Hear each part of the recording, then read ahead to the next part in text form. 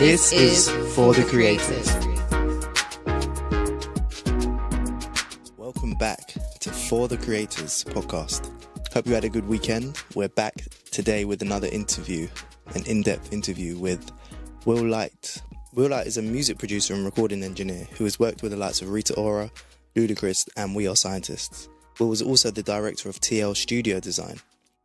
I really enjoyed this conversation, so I hope you do too. It's a nice little back and forth between Will and I. You'll get to know a lot about him, but also a lot about me too. So enjoy. And join us back on Wednesday for a catch-up. Welcome to the show. Thank you. Thanks for having me here. No, thanks for coming, man. Like, this is gonna be one of the first ones. So, listeners, like, there's gonna be a lot of mistakes or things that I'm gonna be improving along the way. But this is like a live experiment. So, here with Will Lite, and we're gonna be exploring what kind of creator Will is and how that came to be. So yeah, Will, good to see you, man. Yeah, and yourself, thanks. So what would you say? What do you create and what do you put out in the world? So I write and produce music, and also build recording studios. What decisions and in your childhood or like back in the day, what got you to wanting to be a music producer and a writer and build recording studios?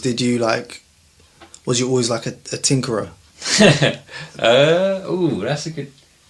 In a way, actually, I've never really thought of it like that, but I have always, as a youngster, because on the studio building side of things, if we would take it back to the roots of, obviously it's like building, construction, whatever. My grandfather was always he was as good as a carpenter, really, but he was actually in the fire service. But I grew up, around him and him doing things with wood and whatnot, and I used to just think it was cool and go. So I kind of did have that. I did play with hammer and nails and stuff as a kid, I suppose. So you always had that.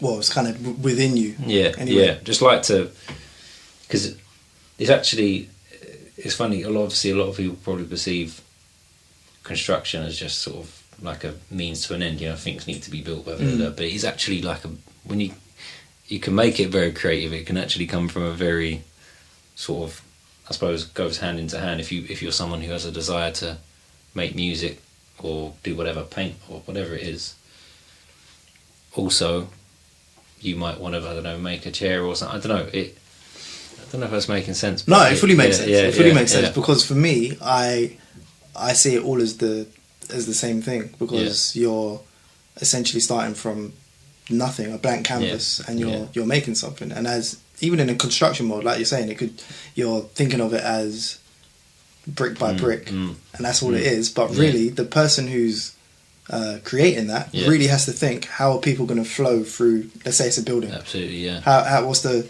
foot flow going to be? Yeah. How are people? Like, even just down to like regulations and stuff. Like, you have to be creative in the space that you've been given. Yeah. So that is really creative. But because obviously, okay, so that's just like hammer and nails and stuff. Yeah. But what made you want to produce music in the first place?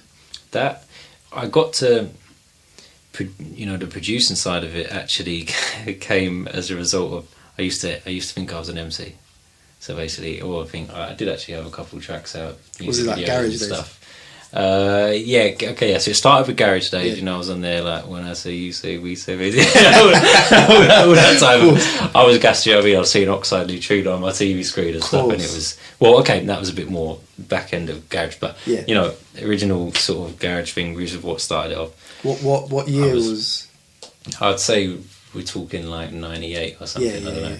Yeah. So and I was very young at that, but it was my sister was already going to the sort of like, the what was it back then, the under 16s raves or whatever, and getting those CDs they give out and things like that, and I'm listening to that as well. And do you know what I mean? Of course. So went from that to me. I used to just have like a cassette player, and you could like just hit the play and record at the same time, and you'd start running into the little inbuilt mic thing, and I'd just play like a garage beat in the back, and I'd just be in my room just talking nonsense really into the mic.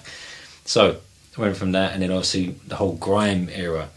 So, and obviously growing up in London, as I know you as well, we were here when that was blossoming. It was, mad energy. Energy was like, it's captivating. Everyone, do you know what I mean? All the boys in my year at school, and I'm sure he was as well. Everyone had a couple of bars, or whatever, or they took that role from early of the like, I'm going to be the DJ, even though you might not even have decks or something, but you were trying. Do you know what I mean? Yeah. Try and make yourself the DJ somehow, even if you're just pressing play on something. But so I was actually trying. The MC thing was me, but I think I got to a point where it wasn't until I was about 18, I think, that I was like, that's not really me. I knew I wasn't as good as other people were at MC. Do you know what I mean? And I had been serious about it, and I had like put out music videos and stuff like that. But I was like, no, I need to go more to the buttons. Right. And also, I had sort of seen, locally to me, someone was Louis White in my area, and sort of knew my sister, and I knew his brother and stuff like that. And I was going to him to record my bars at the time. Right. And I just see him with all this kit. Do you know what I mean? With all this, like, and at the time his studio was in his loft at home, and that was kind of like almost like a famous spot in a sense in the scene. A lot of the grime MCs were coming through there to record. Yeah. And I'm actually like, do you know what? I actually quite like his role. Do you know what I mean? He's here like not just so there's the engineering side of thing actually captured me, but also making beats. And I thought maybe this is me. So I asked him questions. You know what I mean? I was inquisitive, and I remember actually asking him a lot of questions, and he's probably thinking, "What? Just shut up." Do you know what I mean? But I asked him a lot of questions, and I was just absorbing information. Next thing, I was like installing software on the computer at home. Do you know what I mean? What computer was you using back then? I think that computer was a Packard Bell. Like, wow, do you know what I mean? Just like my mum and dad's computer. Do you know what I mean? Where was it? In the living room? Do you know what we had this sort of like, it basically in a sense it was like an extra sort of room, like a little extension on the back that was sort of like not really in me. It was like a makeshift like get out of our way type room. Do you know what I mean? So, but the computer was in there, so my parents would, if they needed a computer, it was in there, and we're talking dial-up connection. Do you know what I mean? Trust me. So fully remember. Yeah, do you know what I mean? You know when they try to make a call and they hear that sound and they shout, "Get off that!" Yeah, so mad. But so I was on there, just started trying to make beats and stuff, and then doing the recording thing. I was like charging people. Like of MCs, I was charging like £5 an hour to come through and record. You know what I mean? Yeah. And I was having some mad characters as well coming in. You know what I mean? And I had a back entrance to the house, like through like an alleyway sort of thing.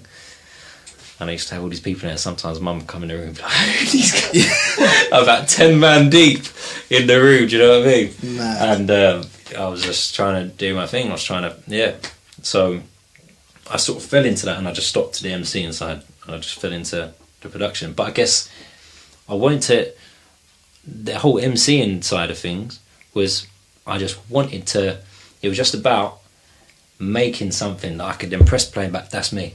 Right. Do you know what I mean? And so it wasn't really, that instantly switched to the production, because I could press play and it could be someone else MCing, but that's me, I made that. I made a product, do you know what I mean? I made something. And that to me that is what it is. Yeah. And that's creation, man. Exactly.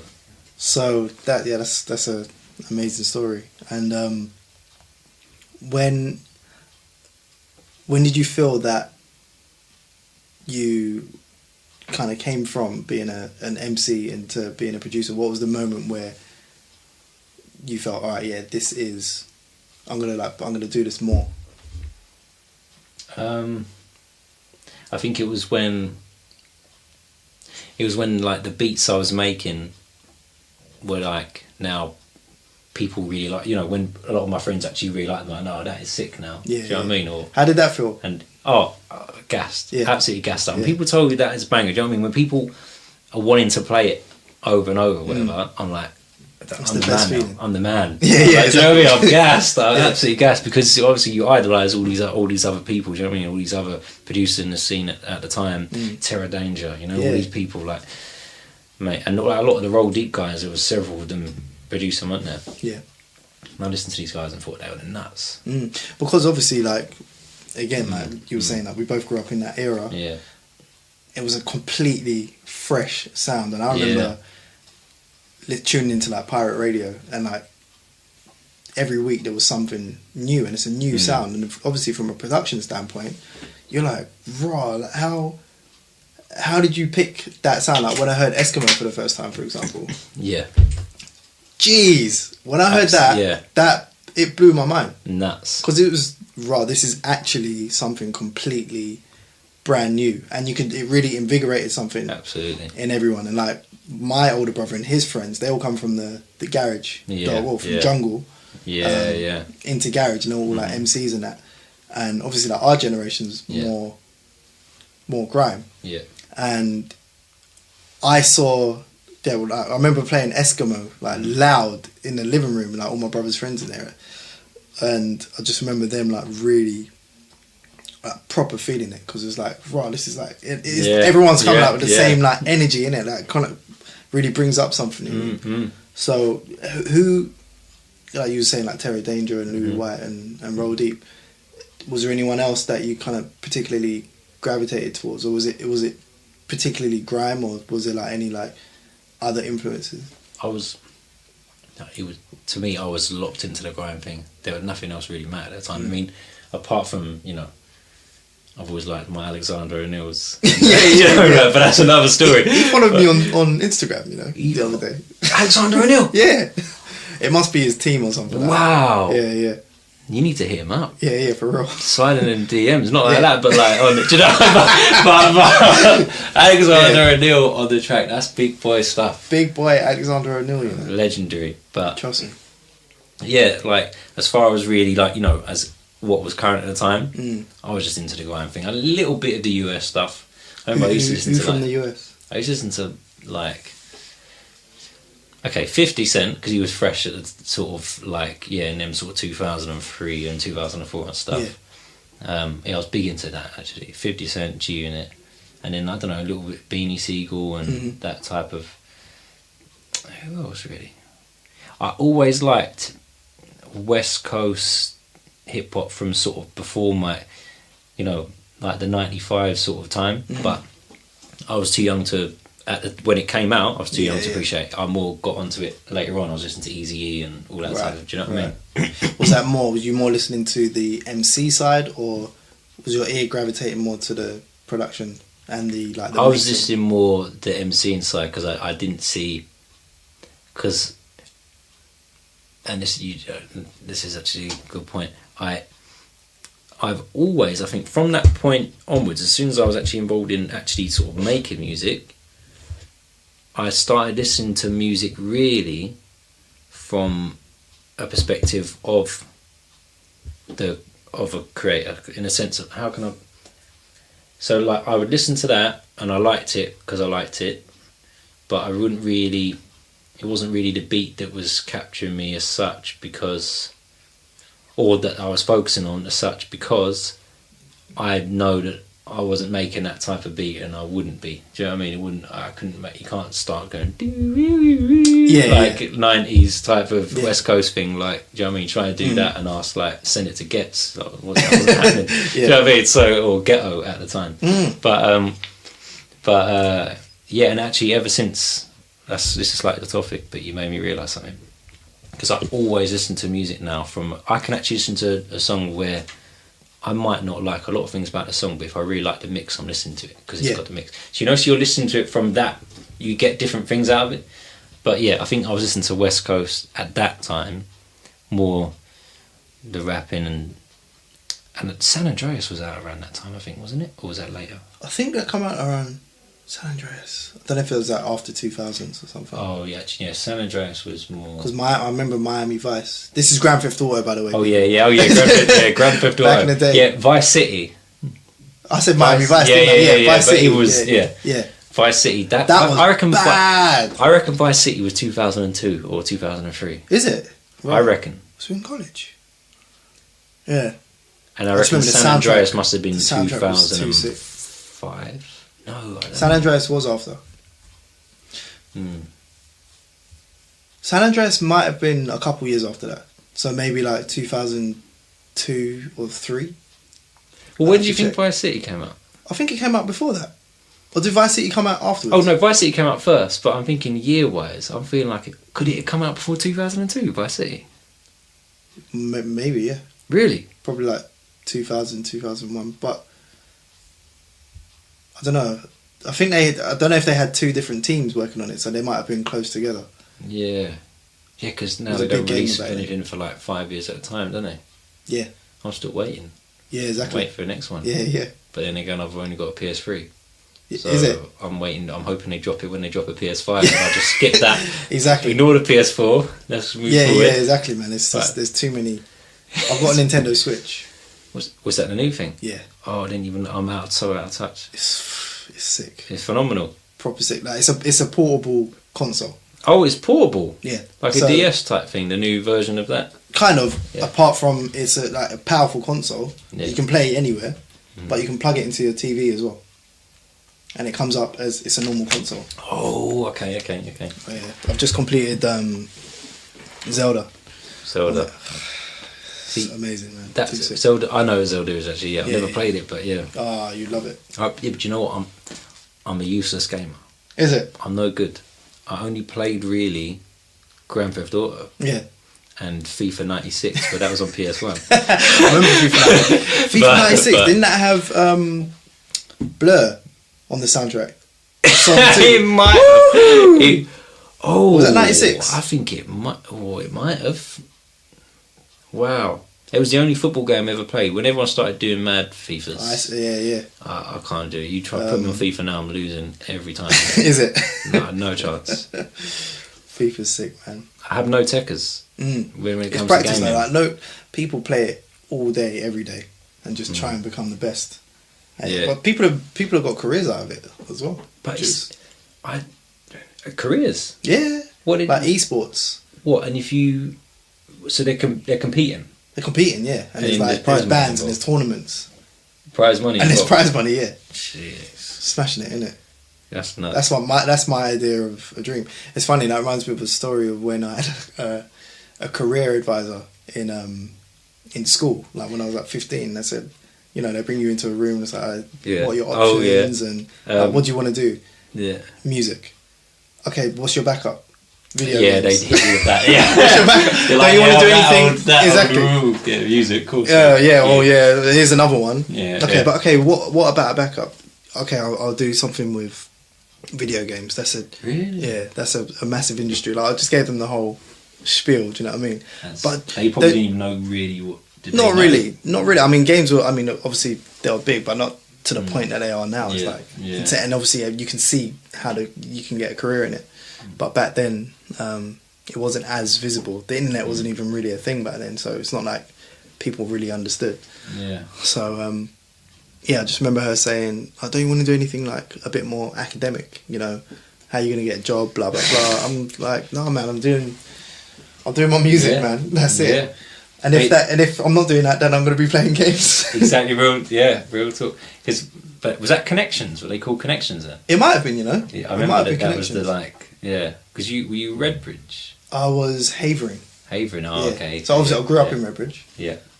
But yeah, my secondary school was in Havering. Oh, okay. Yeah. But it would have been the same. It probably was the same kind of setup. But Connections does make me I think it was like an orange logo, orange and purple, I think. Orange and purple, yeah. It probably was then. Yeah, Connections. They see. That's the thing. You say you were trying in school. You try and mention creative industries, or whatever. It's really. I feel like art's only allowed in school just because, I don't know. Like It's they like- have to or something. it's like they have to, yeah. They're like, really, but are you really going to pursue a career in that? Which is funny because in this country, music is one of the biggest exports. Is it? I didn't even know that. Yeah, it's like one of the legit one of the biggest exports. I can't remember the numbers, but it's a huge contribution to the economy. Actually, I always say that can wrong. see That word wrong. Economy. Economy. Yeah. Yeah. You got it right first time. Yeah, economy. Yeah. See, don't second guess yourself. Yeah, that's it. Yeah, so it's a massive contribution, and it's just weird that hasn't. I guess it has now, but back then it didn't really translate into that's a viable career. Do you know what I mean? Do you know what? Actually, I feel though in the time since then that it's become even more of a viable career, not just in the eyes of people, but literally, like in the literal sense. Because now, people who have got like a very small following are making a full-time living, like as an artist, are making a full-time living out of music. Whereas I feel like, you know, if you went back 20 years ago, it was either you made it or you didn't. Yeah. Do you know what I mean? You were either big selling gold, platinum records, or you were busking. Yeah. Well, actually, let's not even say busking, because those guys are making big money anyway. Yeah, exactly. Do you know what I mean? But it was like, there was like you're either, are you signed and big, or are you not signed and no one? Do you know what I mean? Now, there are loads of people. Because I haven't been releasing things under my name, as you know, as in like me, Will Lite featuring whatever. Yeah. I didn't really fully realise till certain friends of mine who are not signed to labels but got a bit of a following, their stuff streaming on Spotify, and they're telling me how much their money's coming through off Spotify. I'm thinking, wow, actually, you're making a living. This is what it is. Yeah, and it's amazing because obviously we grew up in an era where it was an all or nothing thing. Like you always saw the rags to riches story in it, and that was the kind of the story of music where you come from nothing, you get signed, quote unquote, and you get a whole bunch of money, and then we see them on MTV Cribs and all those kind of things. You know what I mean? We've seen all there you go. You see all of that, but now, like you're saying, like. You don't have to be macro famous. You can be micro famous. You can have like a small core following, but that's giving you your living. And it might not be, you might not be getting millions or whatever, but you're getting enough to sustain a living. Like, and really, that's the dream. You're doing 100%. What you love, 100%, and you're getting paid enough to not have to think about doing anything else. That's 100%. That's the dream. And what's funny is that obviously all of the old heads, not all the old heads, a lot of the old heads in music were initially against things like Spotify and streaming and all of that. And a lot of them do complain about like the lack of royalties and the royalty rate and things like that, which there does need to be work done on it. But for the new breed of artists that have no recollection of downloads or CD sales or things like that before, they've just started creating in this new world of exposure where I can upload a tune to Spotify via a distributor, and then off the back of that I'm going to put things on YouTube or whatever, and off the back of that I can do shows. I'm self-sustainable from here. Absolutely. And I don't know if they had that level of conditioning that we did, where all the artists that we saw literally went from nothing to becoming gigantic stars. So I don't know if they're, and not to say that doesn't happen now, which it does, but there's a lot more kind of medium level artists out there. They're just doing their thing, and it's wicked. It's wicked. Absolutely. So. That is good, but I can't remember how we got to that. Because we were saying about, we were saying, weren't we, about those people who say about you should have a backup or whatever. What's your backup? Like, careers people. There you go. Yeah. There you go. Yeah. It's like, well, actually, now, if they're in schools now saying that same thing, then they really need someone to have a word with them. Exactly. Because it's a very, very more than ever, big. Like not even big possibility. It's a very realistic. Yeah, It's tangible. idea for you to say, all right, I'm not gonna leave. I'm not even gonna go to sixth form, whatever. I'm gonna go and start working on releasing music. Yeah. Music gets released, whatever, and it. Do you know what I mean? They start bringing in, even if it's, I don't know, 20,000 from shows and plays, whatever. Bang. And it does happen. Like I know people that do. Yeah. And obviously, like these, for every one success, there's going to be 100 people that are struggling. But Yeah. if your stuff is good enough, like there's people that are doing a few like uni shows per week that are like raking it in. Do you know what I mean? Yeah. And that's like more power to them because it's actually available. Do you know what I mean? Like the way I see it is that the audience has got their attention on anything that grabs their attention. They're fully focused on. Do you know what I mean? And they don't mind investing into that. Yeah. Do you know what I mean? Yeah. Because I think we're in an era of such like fleeting memories and experiences that a lot more people are investing into like live music and things like that because it's an experience that you're experiencing.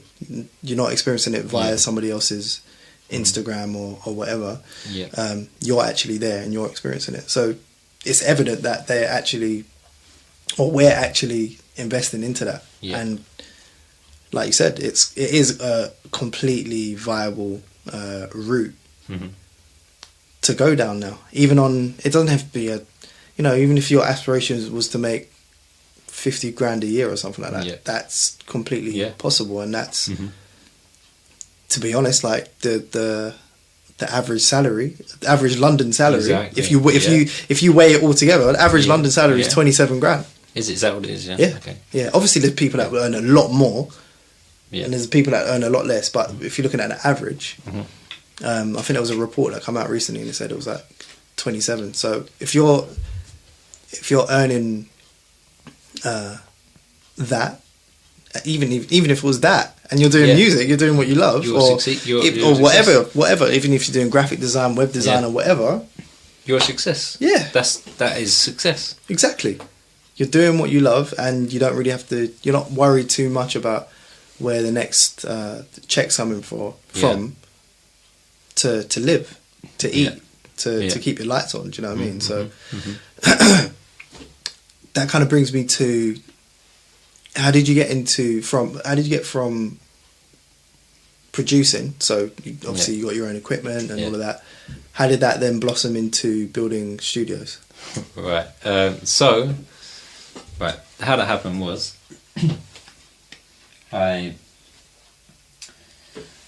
after years of producing in my house or not, I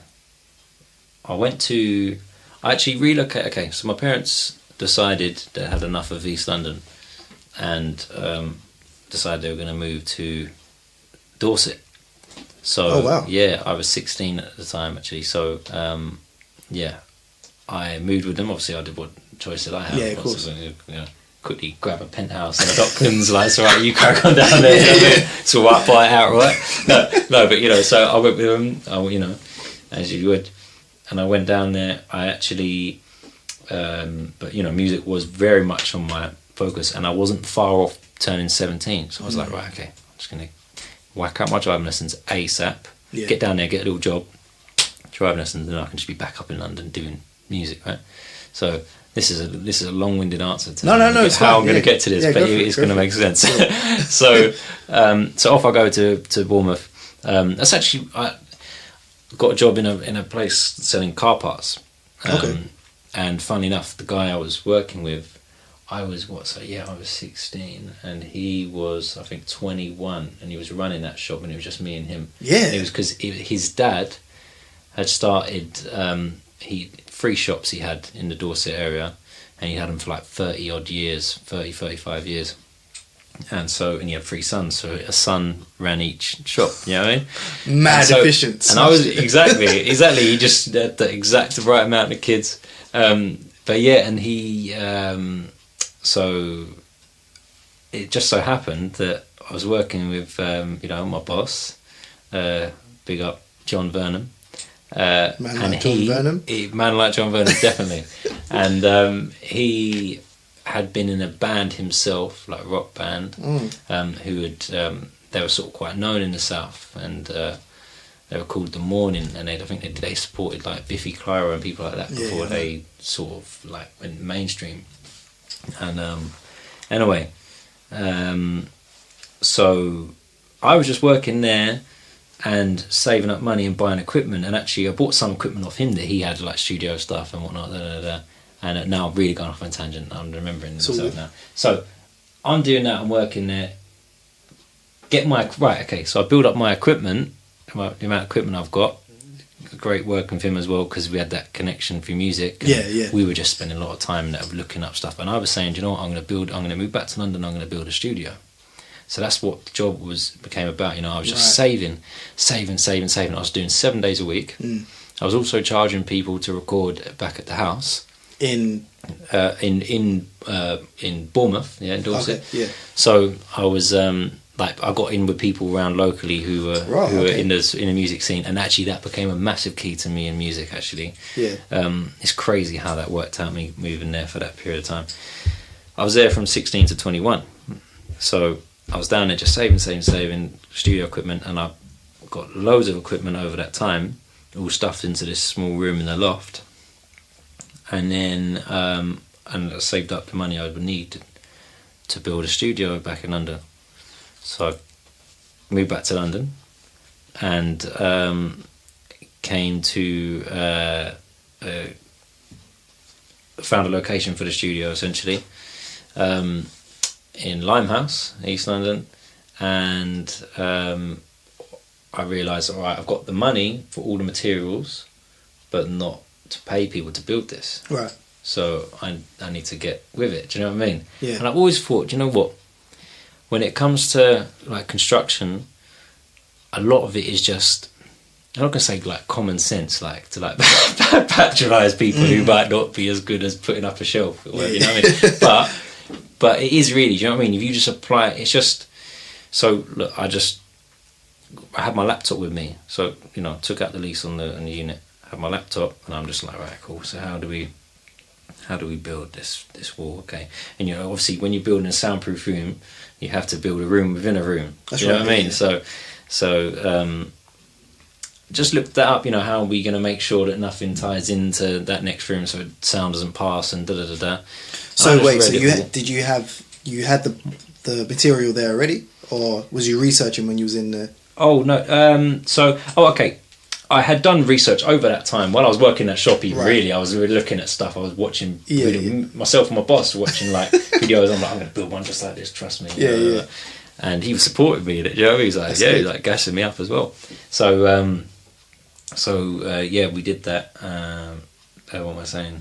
I'm losing my train of thought. You was in the room with your laptop. Right, so I end up getting back here. I know really, right, okay, I'm going to need to order a load of timber, a load of plasterboard, and a lot of plasterboard, because it's like 3 sheets laid on top of each other, and do you know what I mean? And that was on the 2nd floor as well, so it was mad flights of stairs carrying these sheets up. But it was grabbed. But essentially what I'm saying is I wasn't experiencing that before. It was just like, I'm going to do this. Do you know what I mean? It would have taken me another year saving in that job to pay someone to come and do it. Do you know what I mean? So I had to just get on with it. Yeah. So I did. And essentially, I built a studio, and even I myself was shocked, really. Like, did I actually do this? Yeah. It was to a pretty good standard. And I was like, did I really do this? I actually did. Every challenge that came up, I found a way around it. You know what I mean? It just happened.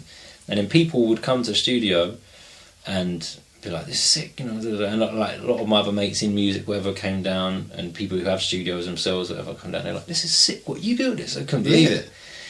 So I was like, oh, okay, but that's what, I carried on with my music. And then I ended up having certain things in my life that a couple of years down the line, like I had a period of really bad health.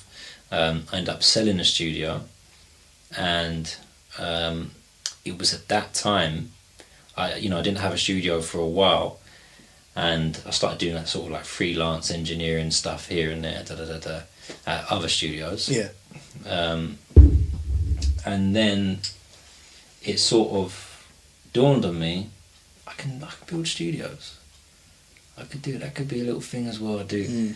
I helped sort of rebuild a friend of mine's studio. He already had a studio, and he sort of space wasn't working for him, so we like took his booth down and did different things and that. Again, that came out, and I was like, actually, I can do this. Yeah. And so it went from there, and I just I ended up sort of just throwing myself in deep end. Like, yeah, I build studios. Yeah, that's a thing. Fucking up places, and I'm just kitting out people's. I'm just building people's studios, smashing it. And it went like that, and that is really just rolled on from there. And then I ended up. It's at a point now where, right? Maybe that's another question actually, but yeah, it's probably Okay.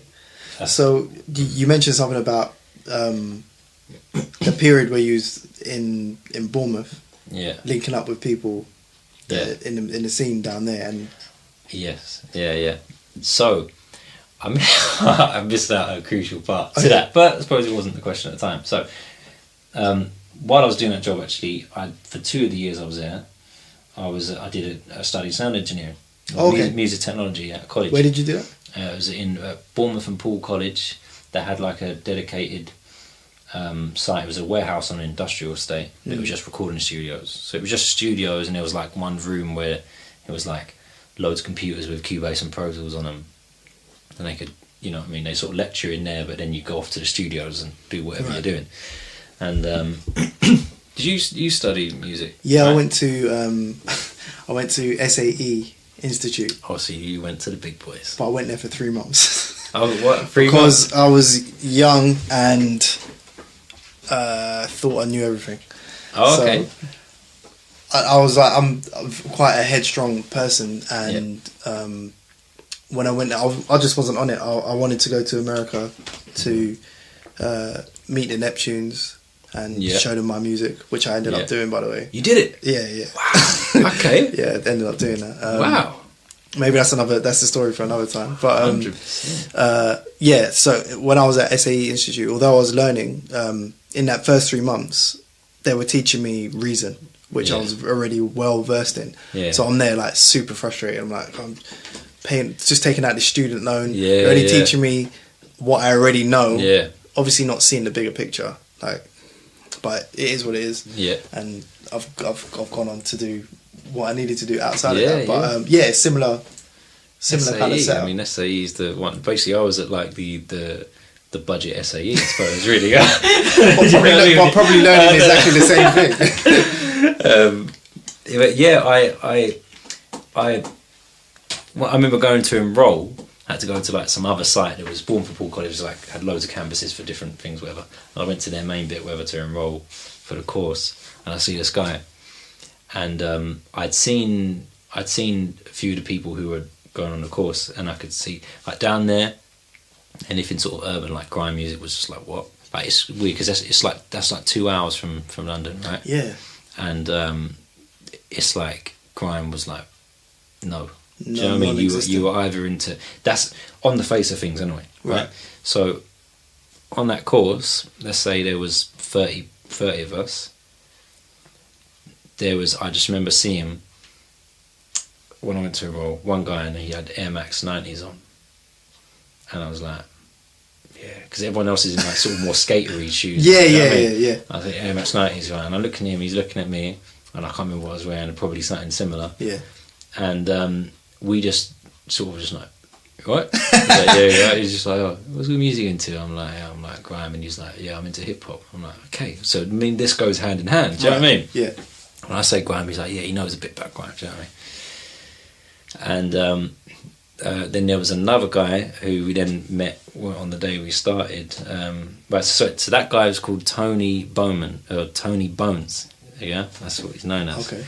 And shout out to Tony. Yeah, and he is now the producer in. He's a member of the group Jungle Brown. Good friends of mine, all three of them, and they're doing stuff right now actually. And anyway, the point is, when I met him there, so we just clicked and we just started making that type of, you know, any assignment we had to do, whether we were just working on that type of music, whether it was hip hop or grime, whether, you know. Yeah.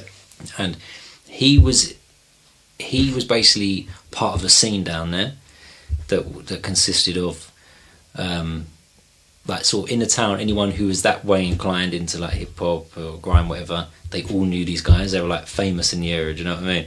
And they used to warm up for like Kalashnikov, all those people when they like not just in Bournemouth but in Southampton as well. They were going to Southampton, Portsmouth, like that was like big things. Do you know what I mean? Like they were doing like quite big venues actually, so doing supporting. And so I sort of got in with those guys. Now the other members of that scene was Maya and Rick Flo. And they're the other two members of his group that I'm saying, Jungle Brown. Now, knowing those guys, Maya and Rick Flo were already living in South London, although they're from Bournemouth area. They'd moved up to sort of pursue what they were doing. And then Tony Bones ended up moving up as well when I got the studio here. So when I came back and got the studio, he was like, bang, I want it, just relocated to London. So now all these guys are here, and I'll be honest with you, out of all the people that I, you know, in London who I know from, you know, from growing up here in London and whatever, I work with them more than probably anyone else. Like, that's crazy. And they're from Bournemouth, do you know what I mean? But back in London. So it's a weird... I suppose it's because you made that mad connection when you're there, innit? Yeah, absolutely, yeah. It's weird, like if I hadn't gone to Bournemouth, I wouldn't know those guys. And even more than that, if he wasn't wearing Air Max 90s. Exactly. We might not connect to you. You know How mad is that though? Because I was in Mexico a couple of years ago, and it's quite funny. What was he wearing? He was wearing Air Max. He was wearing Air Max 90s as well. 90s, yeah. And I looked at him. Seriously. International symbol of... International symbol. You're a Londoner. Yeah, exactly, Or you're that way inclined. Yeah, exactly, yeah. He was wearing Air Max 90s, and I saw the way he was laced up as well. Yeah, it's the laces. Laces Innit? Got a big part to do. If they tuck them in... Yeah. You know, they're not like, they're from like a different type of, like, they might be like Northerners or something. Yeah. Like, not saying that Northerners aren't into that music because they're, you know, big up Bugsy Malone. Right. But you know. Bugsy. But but I know what you're saying, that the lace is relevant. No, it was mad. So, this was in an estate agent in some, where was it? Yeah, in Tulum, Mexico. Buying them big boy properties in Mexico. No, we was just looking in it, window shopping. Yeah. And he's in... like chinos, a shirt, and then the Air Max 90s. And I looked at him. I said, "You're from London, innit?" He goes, "How did you know?" I said, "Your trainers and the way you laced them up." Real. And he was like, "What?" Like, yeah. I said, "You're from London." I could tell. Absolutely. Like, only a Londoner or someone who's from that culture, would rock it like that. I'm in Tulum, like, but I've seen London. Yeah, it's so true. It's so mad. Like you said, it's so an international symbol. But yeah, like it's crazy that sparked that connection. Yeah, and that created that moment, which is then when was that? Years ago. So yeah. And then that's blossomed into a working relationship from there. It's mad. You couldn't write it. It's true, yeah. And you wouldn't think, like, I think that about it a lot because, you know, London, the point is London's meant to be like the hub of all things sort of creative in the UK, do you know what I mean? And the music scene, like, this is happening all here, isn't it? But to think that I'm a person from London, where all this meant to be the hub, but I went somewhere else and kind of found my team. Yeah. Do you know what I mean? And then came back to London. Not like I bought them, they were going to do their thing anyway. Do you know what I mean? But we ended up all connecting, and do you know what I mean? It's crazy. So, it's crazy. It's nuts. It's nuts, man. I'm like, there's been so many moments that's happened to me where you can really only be grateful that there's a certain set of circumstances that led to that, because it couldn't have led to that any other way. Absolutely. And obviously, like in music, you work with loads of people and everyone's got different energies and stuff, and although you may click with certain people, there are some that bring out different parts of you than others, Yeah. and there are some people that you can be completely free with, and that's where the kind of creative energy flows. And like with your guys, you know, so it's mad because not only in that period you kind of found your creative team, you also, while working at the car parts shop, you found your studio passion. So that whole period was like super important. Yeah, absolutely. That's mad. And then obviously then creating the studio in London, and then those guys moving up here, and then you working with them. That's all great. It's nuts. That's mad. Do you know what actually as well? And I think sometimes if I hadn't gone to Bournemouth, I wouldn't have, possibly a lot of this, even getting a studio or whatever, might not have happened because I had a lot of distractions. If I just stayed here with my mates, everyone was going parties and doing all that stuff. Of course, yeah. I was, at the time actually, I felt like I was missing out a lot. But in actual fact, it set me up really for all that. Do you know what I mean? I was able to save and focus on this idea of doing that. Might not have ever done that if I stayed here. For real. Yeah. For real. Yeah, because, even me, I had to ignore a lot of that at that age, and just keep my head down on working on beats. And that's paid off. Yeah. Not to say that you can't go out or anything like that, but I was more focused on my dream than doing that. And you do feel like you're missing out, of course. Yeah. But what you don't want to feel like is that you're missing out 10 years later on what you actually wanted to do. Yeah, absolutely. That's 100%. And a lot of people face that pain. Because I suppose they made the other choice. Whatever. Right. Yeah. Exactly. That's not me saying like. Yeah, of course. You guys it's a real thing. No, it is a real thing. Yeah. It is a real thing, definitely. That fear of missing out, or that fear of missing out can then turn into regret, which is what you don't want. But in that same vein, I don't think it's ever. I don't think it's ever too late. Yeah. Do you know what?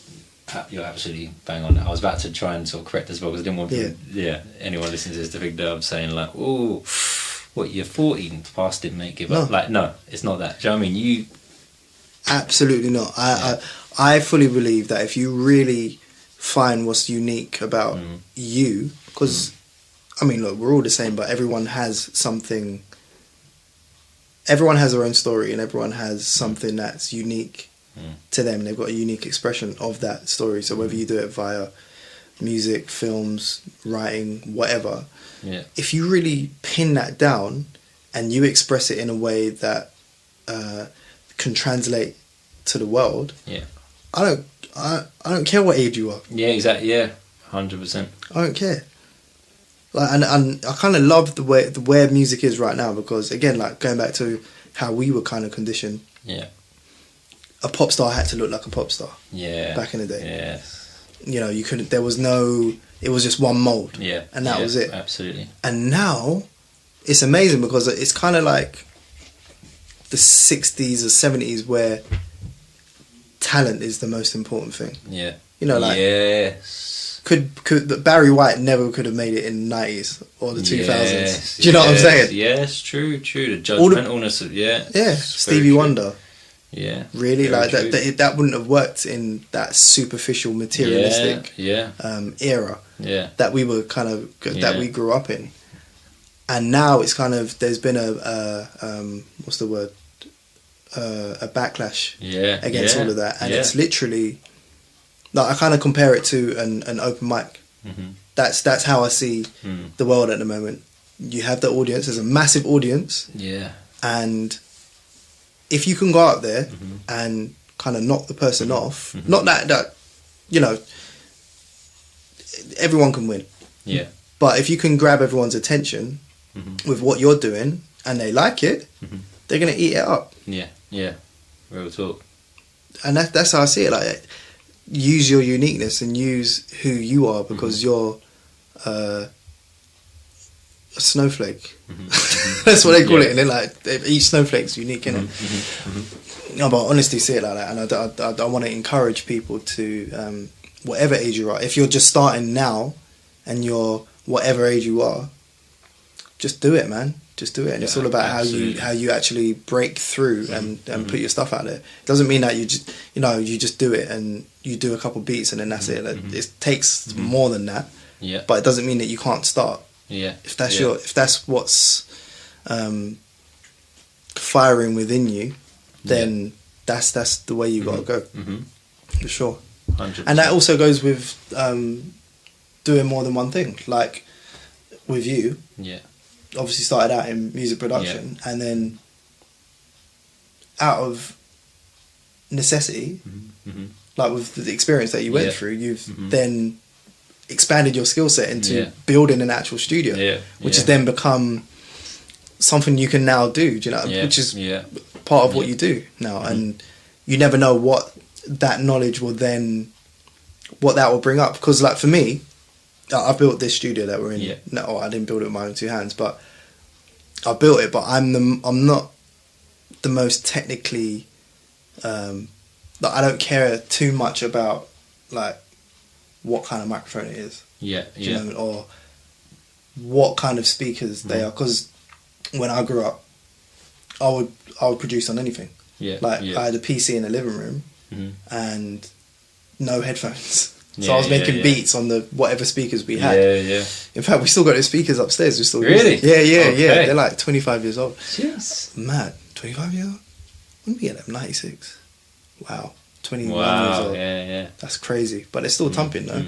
So and tinny headphones, headphones from the plane. You know the ones that give you like wow, British Airways, whatever. Like whatever. So I've always just focused on the actual product, not so much the technical side, which is probably why I left SAE as well, because you want to get on with the creation more than the more like the songwriting and the chords and like the musical, more hands-on than theory, like exactly. I get that, but I appreciate people that know so much about the mics and why this mic is better than that and why you should have these speakers instead of that one and why you should place them in the angle that they're at and how that then affects the actual the songwriting process or the creative process. How, because obviously like you've built a few studios now. What is your decision making process like? Can you tell me what does it feel like to be in? So you've walked into this empty room. What goes through your mind? What's the I suppose quite often the client sort of has an idea about how they want things. You know what I mean? Like,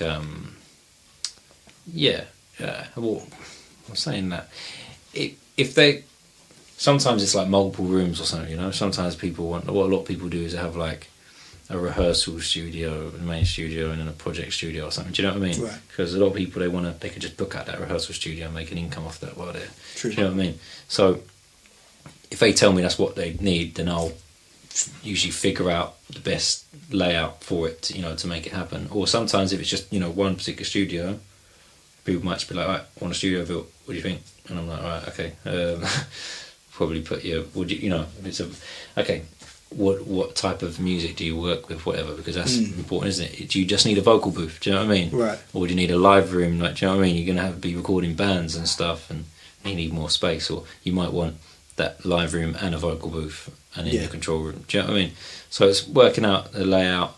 Obviously, you've got to take into consideration what the building is, who surrounds them. Do you know what I mean? So, because the thing is as well, soundproofing is massively budget dependent. Do you know what I mean? You can go, if your studio's next to, let's just say, on an industrial estate, and one side of you is a plumber's merchant, and the other side is a company that replaces windscreens, right?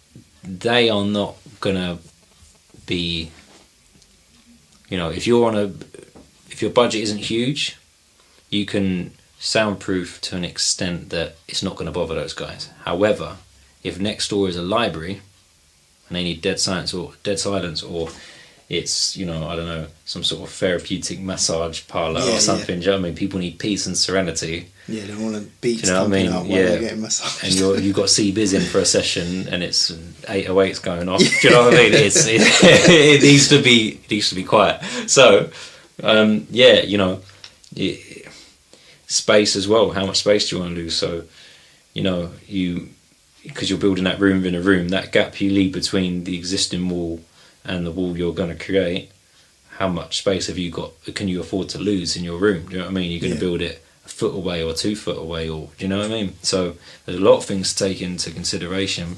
But yeah, what can I say? Yeah. Cool. Yeah. What was I going to say on that?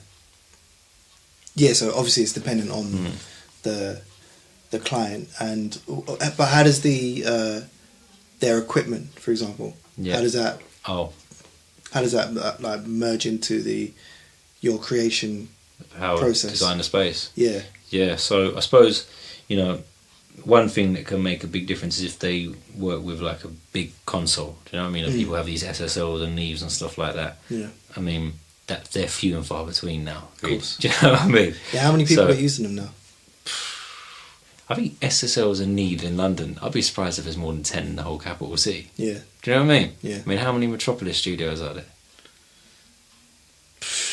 There's probably like 20 in there, something like that. 20 Metropolis studios? Oh, you mean studios in Metropolis? If you go, okay, no, yeah. I'm just saying because Metropolis. How many kind of? They probably have like what have they got? 8 studios or something? Or 6 something studios? like that. No, but they've all got SSLs and Neves, haven't they? Yeah. Oh, you mean how many? I'm just trying to work out how many studios have got them type of desks in London. Right, so I mean you got Moloko Studios, Moloko. Metropolis, and there's a few others. But yeah, the point is that there's a not handful. that many. Yeah. What I'm saying London as well, obviously you got the rest of the country too. But yeah, they're few and far between. It's mainly people. So if you have got a desk like that, some absolutely massive 56 channel SSL, how you design a studio is, you know, it's got to accommodate that beast, and that thing is a beast. It's like, you know, and all the wiring in there. Oh wow, the cable running. Wow. So go on. And how does that? Obviously, like, the more equipment it is, the more heat it generates as well, right? Heat as well. So ventilation systems. Ventilation, that's a very important thing to get right, because you're trying to exchange the air in the room, but without sound getting in or out of the room. Do you know what I mean? So you have acoustic ventilation. Right. So what I started to do, because I don't really physically build the studios now. I've got like a few guys who do it, and there's a friend of mine. His family have had a construction company for years, a very successful construction company. And you know, my friend being the second generation of the family, he's like one of the directors now, and Right. And hand in hand, what we sort of came to do was, he's got a lot of men on his sort of books, you know what I mean, and people he recommends, whatever. So now I've got sort of like a few trustworthy people who I can, you know, get to do the work. And now what that allows me to do is focus more on, you know, making sure it runs where I can sort of manage the project. Do you know what I mean? Yeah. So instead of me trying to do all of these things at once, because obviously there's only so much one person can do. Yeah. I can now look at, right, okay, ventilation system. I'll go and get I've got someone who designs ventilation systems, so I can go and speak to them. And, do you know what I mean? And they've got a supplier, you know, so I can handle all of that side of things now more efficiently. Right. So it's more of like a bigger picture. Yeah. Like you're looking in from the bigger picture, and you're assigning them what to do. Almost like it's a bad comparison, but almost like plugins. Like when you're producing. Yeah. Do you know what I mean? Like yeah. Do you know what Call I mean? like that plugin for that. Yeah, that's it. Yeah, drop that. You do that. You do that.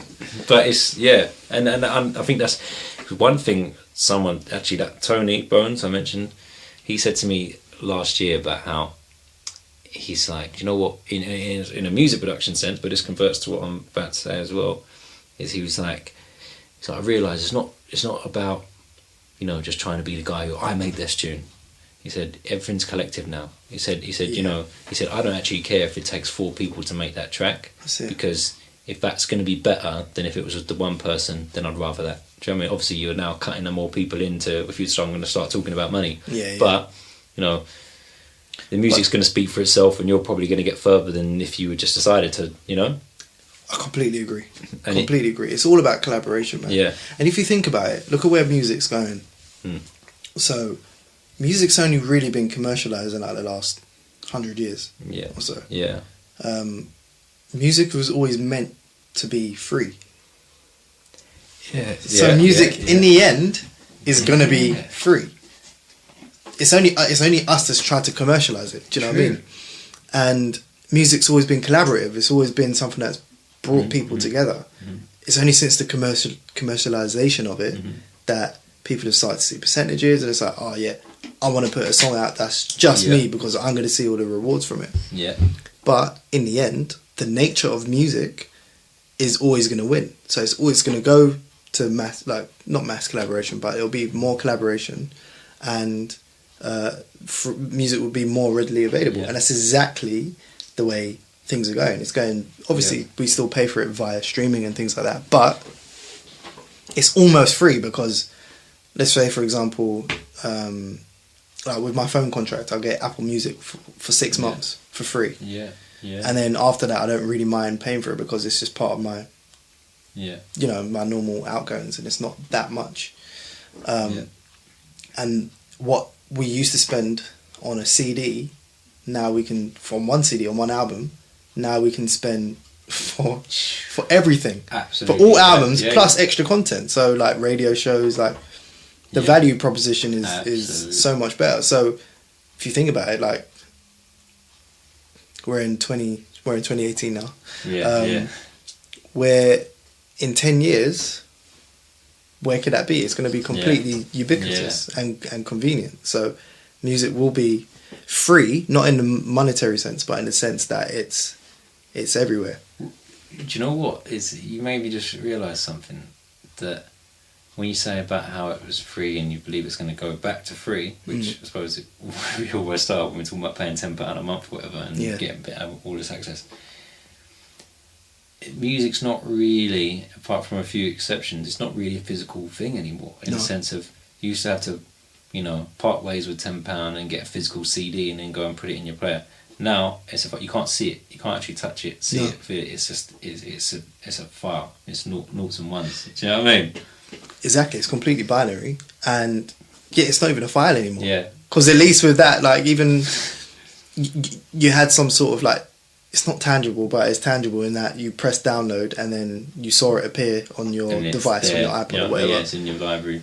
Now it's just you press play. Yeah.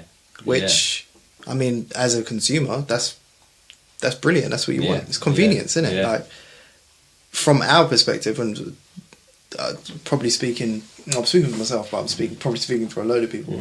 Really, at the core of it, like when you started producing, in your first house, the biggest thing is having people listen to your tune and say that's sick. Yeah. That's all you want, really. It actually is. But you want it on a massive scale. Yeah, it's like, yeah, right, my five friends have thought this is sick and they're playing it over and over. Yeah. What would this be like if the whole of London heard it? What would this be like if the whole of UK heard it? What would it be like if the whole world heard it? And it's that. Yeah. It's just that. It's not about praise, but it's more like, put out something in the world that people are enjoying. Yeah. Do you know what I mean? And that's really, that's where it's at. Absolutely. It's mad, and it excites me in that the better technology gets, the more level the playing field gets. And you know, technology is getting cheaper, and we need technology in order to create music in the first place and have studios and all of that. And I think people will find that creative sense in them, even if it is someone who's a banker or something like that or whatever. That's like, I've always wanted to do music. I grew up doing music. I just didn't think I could do it, and now they can upload directly to Spotify or directly to Apple Music or whatever the equivalent streaming service is. Then, or like YouTube, for example, anyone can upload there, and my song or my unique take on life could tomorrow it could be massive. You know, absolutely. That's how it should be. Absolutely, 100%. That's how it should be. So that excites me. But yeah, I digress. No, it's true. Mate, it's crazy because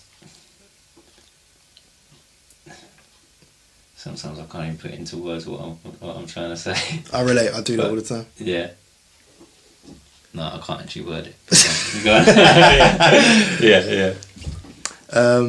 All right, so we're gonna move to some like questions that I've got. Mm-hmm. Okay, yeah. So here's one. So how can you describe a feeling or like does your body tell you when something's good? Like for example, with me, when I'm creating something,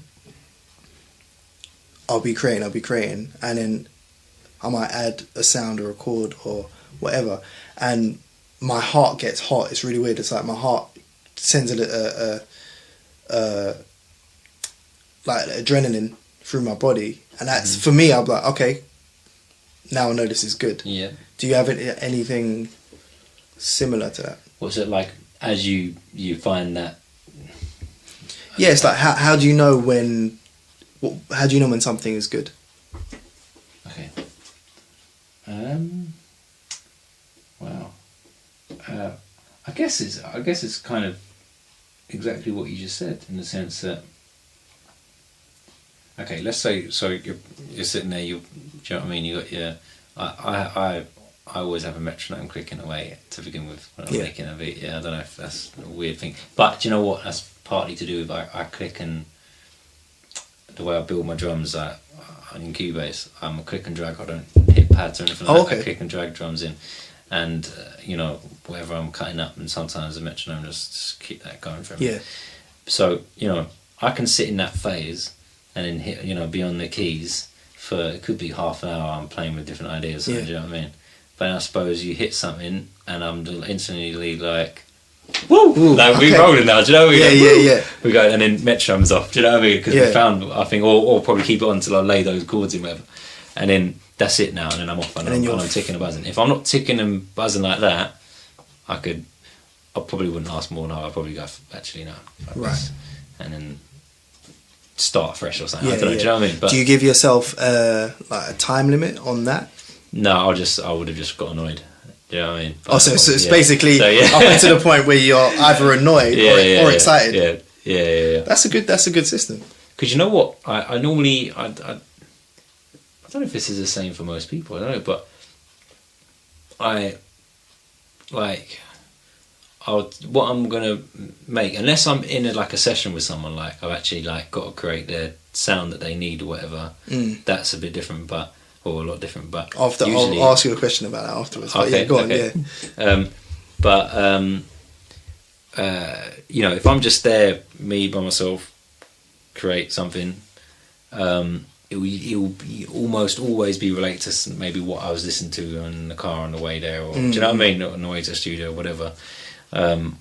That sort of, so I'll be trying to do something of that type, and sometimes on that day I can't get that to pop. Do you know what I mean? It's not really, it's not working. So bang, off it goes. Yeah. Then I might just chill for a minute and then think, do you know what? I'm gonna try something else. And then I don't know. Yeah, probably based on another idea of something else I've been listening to recently. Do you know what I mean? So it's usually aimed. I don't know. Is that the same for? Yeah, no, that happens to me a lot as well. I guess sometimes I don't listen to things for ages. Mm-hmm. I mainly listen to podcasts. I don't really listen to music. Okay. A lot. Sometimes I do. Okay, interesting. Yeah, sometimes I do. But again, I find that a lot of it sits in my subconscious, and then I'll start making something, and then I'm like, yeah, this is sick.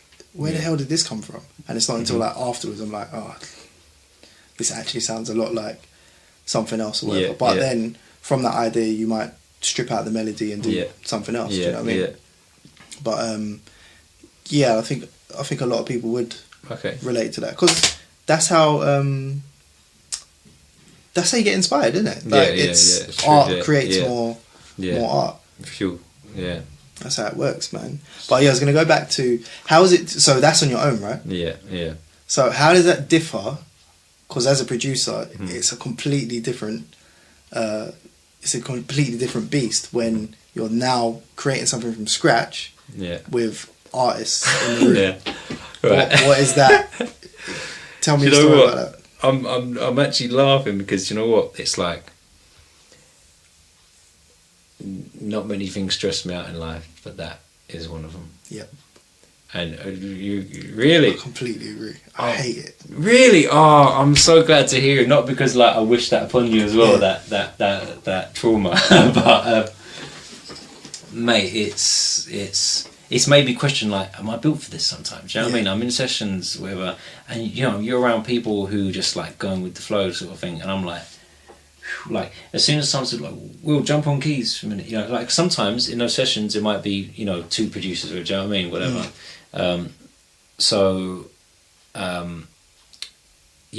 When it comes to me jumping on the keys, I'm like, I fiddle with things in that sounds bad. That sounds bad. Pause. Hold it. Yeah. Right, let's take a sip on some M for that one. No, what was that? You know what? Let me turn down this heating, man. Yeah. Wow. I told you it gets hot in it. Wow. Right. No, but you know, if I'm by myself working on a beat, I'll play with ideas. Do you know what I mean? I could sit there trying to fiddle around with a certain little idea on the keys, and then, you know, for 10 minutes, whatever, and I might even, I don't know, you know, it could go on for a little while, experimenting sort of thing, you know, on each individual track or instrument I pull up.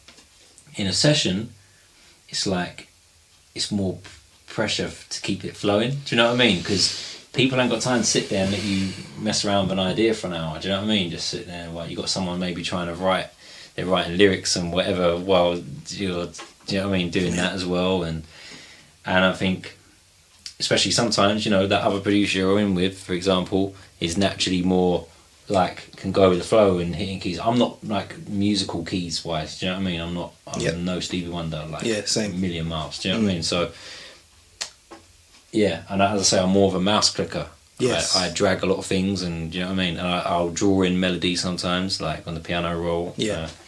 So, yeah, that to me, session with people is a big pressure, and it's something that I really, really wish that I could overcome. Or I suppose I'd need to learn. Sometimes I think I need to learn piano more or something, so that I can flow more and pick things up quicker and whatnot. Yeah. But I'd say it's actually hindered me a lot, because I've had sessions and I had people come, and I've had people actually turn up for sessions who are, you know, it's been good opportunities. They've been like a good, you know, name in the scene or face, whatever, and I haven't been able to make it work in that session. Yeah. Something's not taken off, and you know what I mean? Are they going to bother coming back? It's a waste of their time, really. Do you know what I mean?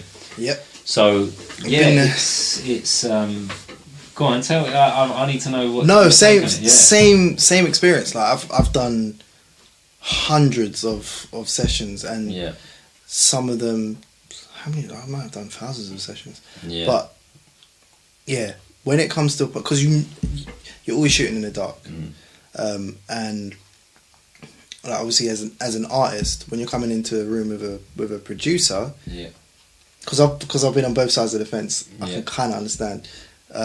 You're looking for a starting point, like inspiration, to get your specific message out. And from the producer side, you're just trying to create that environment. And so both of those kind of insecurities are meeting in one room. And unfortunately, it starts with the producer. You got to lay something for them to come off of. That's it. And as much as you prepare, you could prepare 100 beats. If those 100 beats aren't what the artist is looking for, you've got the artist in the room. Pressure's on. And if it's, you know, it's a session that you've been waiting for, and you know, it could mean a lot. You know, like typically you get booked out for like 1 or 2 days or something like that for a session, and if this is the first day and, you know, you've done 10 beats and those 10 beats aren't the ones that inspire them in any way, then you're like, raw, we're not going to get to day 2. If I don't pull off something now, in the next there is no day hour or so. Yeah. Depending on their personality, a lot of them and depending on their skill set as well, because they might have a starting point. They might say, "Oh, let's try something that sounds like this," or "Let's try these chords. I'm going to jump on the guitar or keyboard or whatever." Do you know what I mean? Like sometimes it happens like that, but where they're looking to you, I guess particularly with rappers as well, like if they're looking to you specifically for all of the music, sometimes that can be difficult. And it's also, I guess, like just even the way we make music as a producer in a room, you're looking at your equipment, and we're so used to being on our own, or even if you're in a duo or trio or whatever, that's your zone. Suddenly you've got an audience, and it's almost like you're producing live. Do you know what I mean? So you're then conscious of every single part of your process, and then it's like you're seeing it through their eyes and yours, and you're not actually getting in flow because you're just looking at what you're doing. Like you're like going up and down the keyboard. I didn't want to say the other way. Figuring out sounds, which might sound like whatever, but that's how you find your sounds, isn't it? But then you're thinking, oh shit, what are they thinking? Yes. That's the worst. Then it's funny because this was going to be another one of my questions. Like, how do you, in that moment, like what goes through your head, and how do you then come out of it? Have you called it a day and said like you know, this ain't gonna work. I'm gonna have to work on this on my own and then send you something? Or do you know what? If I'm in with another producer, which this is the thing, I'm saying that because more often than not, because of how I am with it, more often than not, I'll even if someone's come to me about doing some work with her, I'll get someone else involved as well. Do you know what I mean? Whether it's Tony or right. So that I have that other person there who can kind of save the day, really. Do you know what I mean? Because if I'm not catching the right vibe, or whatever, I can just take a sit back. And I've done that. Do you know what I mean? Quite a few times before, I've just gone, actually, do you know what? I can't. I'm not clicking today. So I take like a back seat. Do you know what I mean? Right. Let Tony handle it. Whatever. But the thing is, then when the artist is gone, I might be able to do my thing then. Do you know what I mean? When the artist is gone, when that because you said something a minute ago about what are they thinking, whatever. Sometimes they even say what they're thinking too early. Right. And this is the thing. Sometimes you're trying to pursue. You know what you're trying to get out. It's in here. It's in your mind. You're trying to actually figure that out at the time on the spot. But it sounds like you're going in one direction. You're trying to take it in another place, and they're like, "No, not really like that." You're like, "Yeah, I know, but like, just hold on." Do you know what I mean? Bang. And all of a sudden, you're fighting just for your process. Yeah, exactly. Yeah, and do you know what? And in that situation, I'm kind of like, do you know what? As soon as anyone's, I'm just like, do you know what? Actually, fuck this. Yeah. Like, do you know what? Whatever, man. I'm just gonna sit here like moody. Do you know what I mean? Yeah, no, I completely looking at my phone. Yeah. You know what I mean? Yeah. So because then I tried, but because as a producer, you're an artist. You're a creator, and then it's all of a sudden it's like some artists come through, and it's like, do this, do that.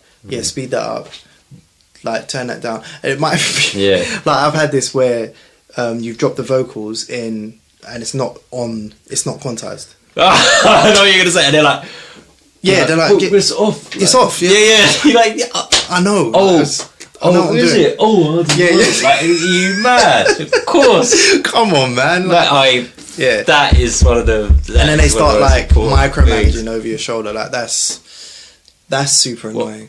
Because you use Logic, right? Yeah. So you see, like if you drop even when you're in mid creative process, you might not be mixing as such, whatever, but you're gonna stick a reverb on certain things, right? I don't know if this is the same. This is what happens in I use Cubase.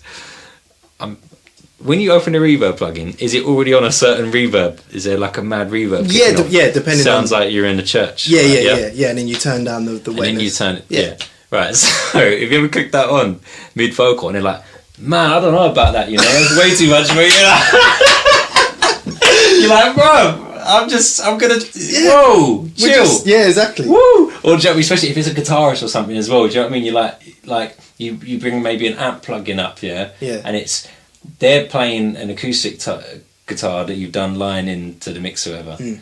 And in that the amp plug-in comes on like distortion, they're like, nah, like, you're like, mate, I know, I'm not an idiot, like, and sometimes you look around, you're like, mate, what do you think I have the studio for no reason? Like, what, like, just like today, someone gave me the keys and let me loose, like, mate, like, what? And especially if they've heard the stuff you've done before, like, how do you think that came about? Like, exactly. Do you think there was someone here every 2 minutes saying, like, no, you know, move that to the left, or like, yeah, exactly, like, I can do this. Yeah, I've got a set of ears first and foremost, do you know what I mean? But also experience. Oh my god, man. What you're saying is like the realest. Oh, it's so real. But then on the other side of the coin, sometimes it really flows with those artists. And it's just you never know when an artist or songwriter or whoever walks through the door that you're collaborating with, you just don't know which way. Absolutely, which way it's going to go. But just going back to what you're saying about it hindering you and then that making you look at your skill set. Yeah. I've done exactly the same thing. So I've always grown up and kind of taken pride in the fact that I can work it out. Yeah. Especially with regards to like keys. Yeah. Like if I sit down long enough, I'll work out the chords and I'll work out some mad inversions and things like that. However, when you're in a session, you're trying to work up. Check. I did say we're going to be making a lot of mistakes and kind of use the 2 gigabyte SD card instead of the 64 gigabyte SD card, so it cut off. But we're going to continue. So I think I was saying about expanding your skill set. Yeah. And I was saying that it's exactly the same process that I've gone through. Mm-hmm. I've always kind of got by. Yeah. But that's got me to a point, and I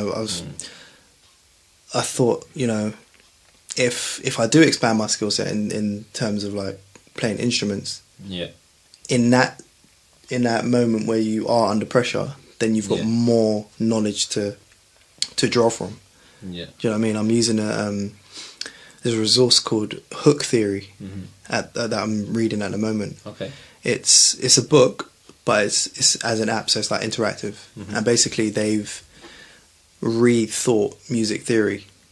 Yeah. So instead of it being the C, D, E, F, G system that we were taught in school, they've got a new system on how to think about it. It makes it a lot more simple. So I've taken that decision to go back and really figure that out. Do you know what I mean? Because everything's decision making, especially producing. Yeah. It's all decision making, right? And if we can make better decisions in terms of tempo, the key that a song is in, what chords you pick, and where that goes to on a pre-chorus or a chorus or something like that, that makes, I think, well, my theory is that will make for a better environment for collaboration. Yeah. Do you know what I mean? Because then if they say, oh yeah, you know, like it needs to feel like it needs to lift. You know what decision to make. Yes. We know how to make it sound like that. Because from a production standpoint, in terms of like drums and effects and stuff, once you've done production for a few years, it's quite easy to know how to make something add impact, like reverse cymbals and then like an actual impact sound or things like that, and then like double time drums or whatever it is that you choose to do. But from a pure musical standpoint, if you're just doing like an acoustic track, how do you get that same impact? Yeah, that's true. That's very true. Do you know what I mean? So it's like production is always about music or anything. It's always about learning. You're constantly learning. Yeah. And you have to constantly challenge yourself. 100%. Do you know what I mean? Because the sounds change as well, isn't it? So you got to keep up with that, with the current sound. Yeah, yeah. That's absolutely. Keeping up with the current sound and also delivering your version of that. Yeah, You know, yeah. so it's like constant reflection. Yeah. It's mad. Absolutely. It's mad. Yeah. You got to work on how you got to work on how you're gonna adapt to that sound. Exactly. Another question: do you have any particular creative rituals, like something to get you in the mood? So when you go to the studio, or when you're sitting down to make a beat, or even if you're in an empty room and you're thinking about the designs of a studio, is there any particular set of actions that you do to really get you into that like optimal state? Do you know what? Okay, right. So if we're talking, music like production wise, I have a couple of folders on my desktop on the studio computer with literally like sort of inspiration tracks, whatever things. Do you know what I mean? And I'll just, so for the moment I walk in the room and whatever, turn everything on and I'm settling in. Do you know what I mean? I might be like, whatever, I'll just be playing music. Do you know what I mean? I'll be bopping around the room doing whatever I'm doing, sorting stuff out, but I'll be playing music. Do you know what I mean? So it kind of gets me hyped up and so on. Or if I'm with people, obviously, do you know what I mean? We're talking whatever, and I might say to people, whether it's with an artist in one of those pressure situations I'm talking about, or whether it's sometimes just I'm working with, let's say it was you and I, you're another producer and we were going to work on something. I might say to you, what are you listening to at the minute? Right. Do you know what I mean? And you might say you listen to such and such artist, whatever, and I might not even heard them. I'm like, I'll put something on. Do you know what I mean? I've always got the aux cord there. You can plug the phone. Do you know what I mean? Bang. Yeah. So because I want to hear. Do you know what I mean? Oh, okay, that's something new. Do you know what I mean? That's really the, I suppose, creative ritual. That's it. Yeah. The lights got to be right in the room. So how do you have it? Okay. Do you know what? This is going to sound really weird, but I'm a little bit kind of OCD like this. Yeah. Right. I can't be in a dark room because I can get, if I'm in it for too long, I get a little bit depressed, right? But also, if it's too bright, it just feels clinical, doesn't it? You can't. Do you know what I mean? Like in here now, obviously, people can't see this, but there's a light over here that's changing colours, and it's, do you know what I mean? It's zoning. Do you know what I mean? It's zoning, yeah. Do you know what I mean? It's blue 1 minute, it's green the next. I've got to turn on the other ones, but it's a vibe. What is there? What? Yeah, there's more here. I'll have to plug it in. Let's get them popping. This might get trippy. There you go. We're rolling. So like in here, I would usually dim it to like here. Yeah, this is the type of lighting we're working with. I wish people could see this because this is what we're talking about. Maybe we'll film it. The lighting is right. Lighting's dimmed to maybe like 20%, so it's on, but it's not so bright that it doesn't dazzle you at all, and it just sets enough light. And then we've got some LED patch lights and some other like stroby. What is that? An egg light or something like that? Yeah. I got that from Dagenham Market the other day. Is it? Yeah. Jeez. Dagenham Market just doing wonders. That's it. But it's changing colours and stuff. But basically that sets the mood, and that brings me back to what you were saying about the lighting. Got to be it. Lighting's part of the zone, man. Fully. It's kind of a stereotypical thing to say actually in some ways, but it is. You know what I mean? It's like you don't tune to watch like film really with all the lights bright up, do you? I suppose, and you're trying to zone. Exactly. Well, that's why cinemas turn down the lights, right? Exactly. There you go. Yeah. Do you know what though? Yeah. There's got to be science behind that, because, like, 2 points. So cinemas, they turn down the lights so you can really focus on the film. Yeah. And that heightens your other senses, isn't it? Yeah. Sound. Yeah. And obviously their sound's mad in the studio. Yeah. So, cinema's like 7.1 surround sound. So then your eyes are more focused on what's in front of you, and your ears are heightened to what's going on around you. So you're more involved. So I guess when we're in the studio, when you turn the lights down, your ears are heightened. So there's got to be a science behind it. Didn't think of it like that. Because if you notice, like, like if you're at your house or whatever, and you could be watching TV and listening to music or watching a movie, like, and it could be like enough loud. Yeah. As soon as you turn off the lights, then it's like, oh no, turn it down. That is actually true. That is actually true. That is true. It's the same volume that it was before. It just seems louder because it's true. Our eyes aren't focused on light or whatever. It's true. That's crazy. Yes. Do you have any, like, a lot of studios have like different incense and things like that. Do you have any smells or anything like that help? Do you know what? I used to burn mad incense, and someone hit me with that. It's a carcinogen. Oh, is it? It is, yeah. Real talk. But I'm tempted to just ignore that because I miss the smell of the incense. That actually used to get me. I used to feel so like zen. You know what I mean? I thought I had all my chakras set up. Do you know what I mean? I don't Everything really know. was aligned. Yeah. I need to look more into that before I start dropping these words. So Yeah. And I'm on a journey at the minute as well, looking into spirituality more. Yeah. But yeah, incense is a good one. But no, I've been sort of slacking on that front. Do you know someone, a family member, put me onto bay leaves? Okay. Burning bay leaves. Okay. Yeah. What? So apparently it's like a massive thing that people have been doing for centuries. Okay. But yeah, you just get a bay leaf, you get like a pot, or bay leaves, you get a pot, and you just light it, and it creates a smoke from the bay leaf. It catches a light like enough quick as well. Yeah. But it creates...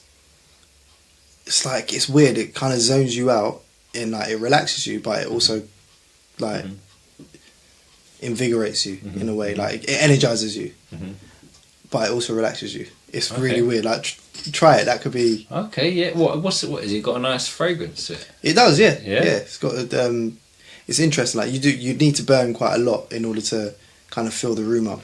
Okay. But yeah, that's something to experiment with. I'll stick up in the description on the show notes or whatever, I'll put a link to the video that I've seen on YouTube. Yes.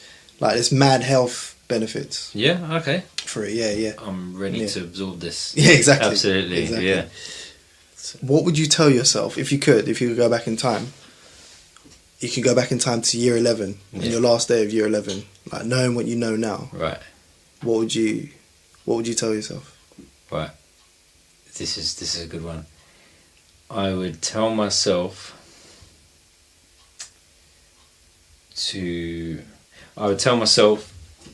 that everything you've just been told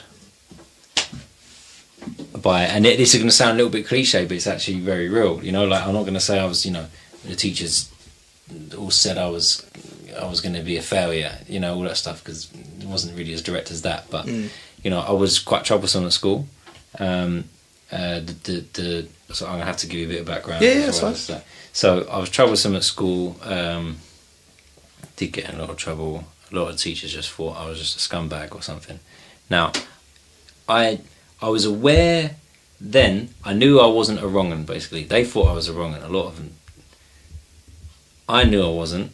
I knew there was something not adding up. I didn't fit in to the education system. Do you know what I mean? I didn't really know how to communicate that. I couldn't put my finger on it. I was too sort of young to understand what it was and whatever. But so instead, I just acted up as one of the lads. You know what I mean? So it was just thought I'd just be a bit of a geezer at school. Do you know what I mean?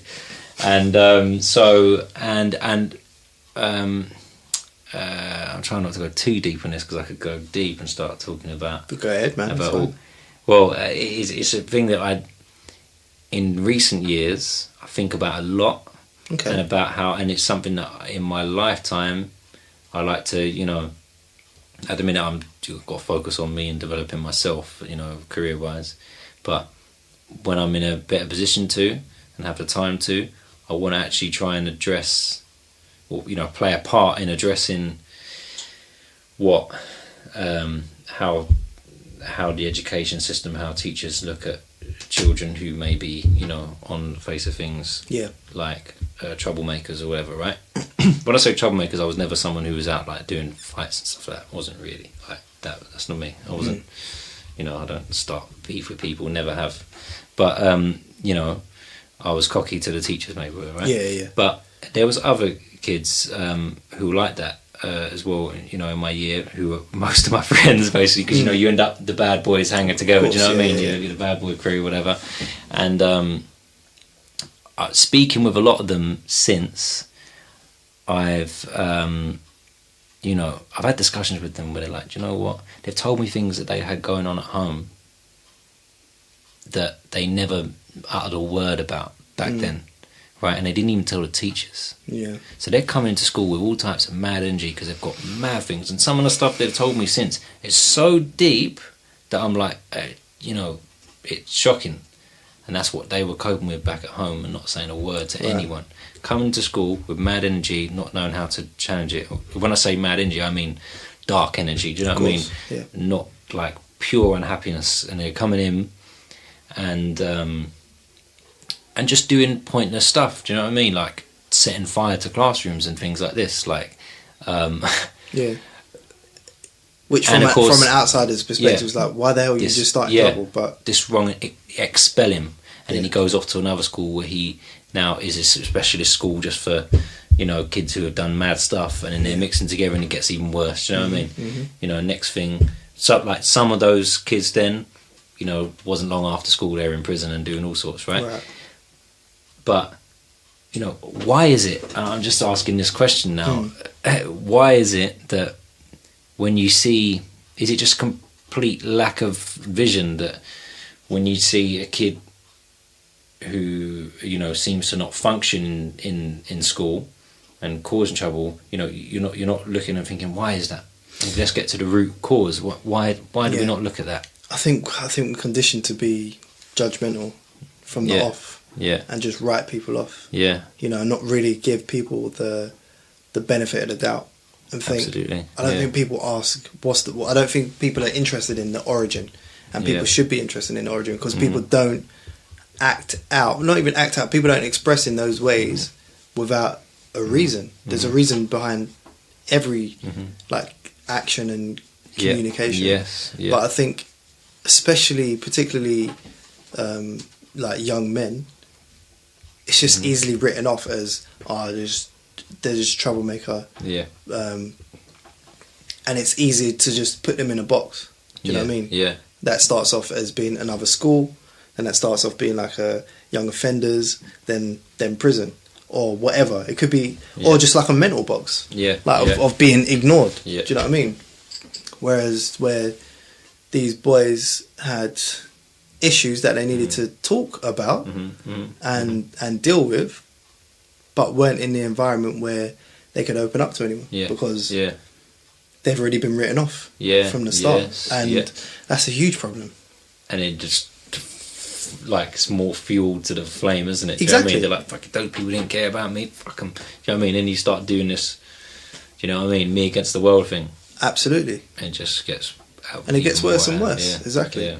And then, unfortunately, then that translates to the next generation. If that guy ends up having children, and then kind of, you know, it's just, it seeps down. Do you know what I mean? It's the same thing over and over, and then meets a similar teacher or environment that they're in. Like, everyone's just like super judgmental, man. Like, it really gets on my nerves. It's crazy. It's even out of, like, you know, people wonder, like, you know, like you hear, and I've actually been, this is the craziest thing, I've been as bad in the sense of, you know, sometimes I think, like, you know, do you remember when it was a thing, like, everyone would used to get jacked for their phones? And that was a thing, That was a late 90s thing. Do you know what I mean? And I used to think, when I sort of, like, got old enough to be not one of the victims kind of thing, when and at the epidemic, not like, you know, anyone could get rolled on. Do you know what I mean? But I was saying, when that was less a problem to me, and I was sort of a bit older, looking at, like, I used to think, like, fucking these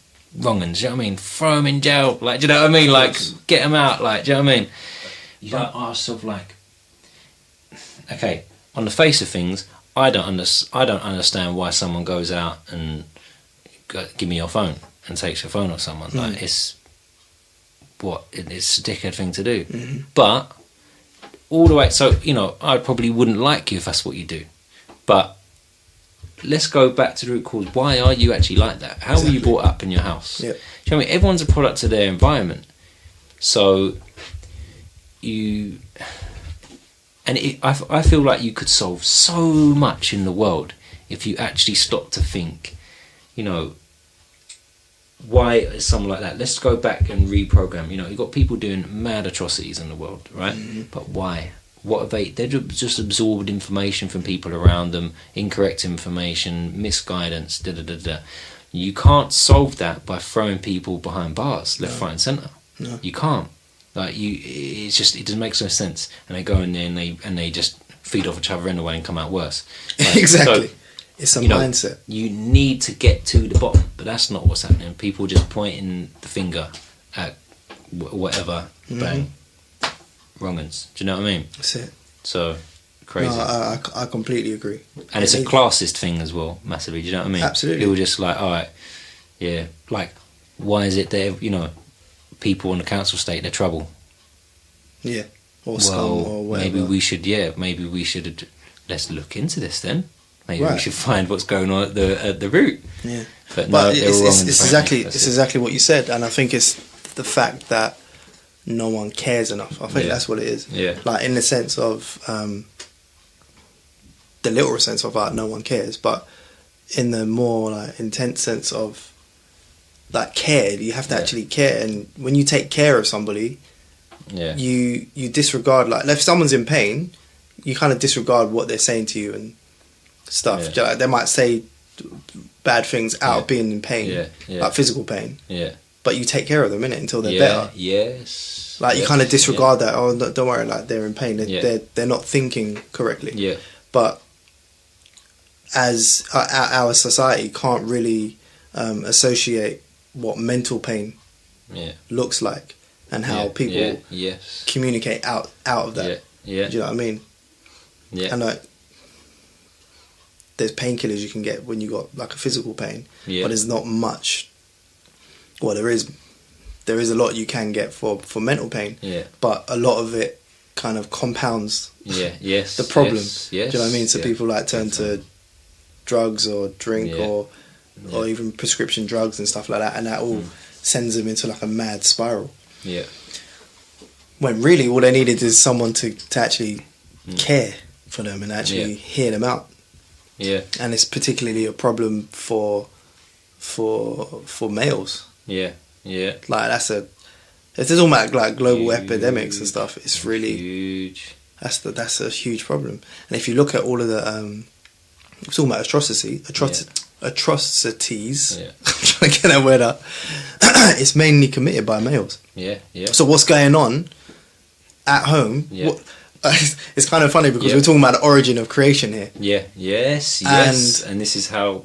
This is the origin of creation for something else that isn't really helpful to the world. But again, it's a mindset. What happened at home back then for you to go down that path, for you to make that decision that I'm gonna do this complete mad thing. Yeah.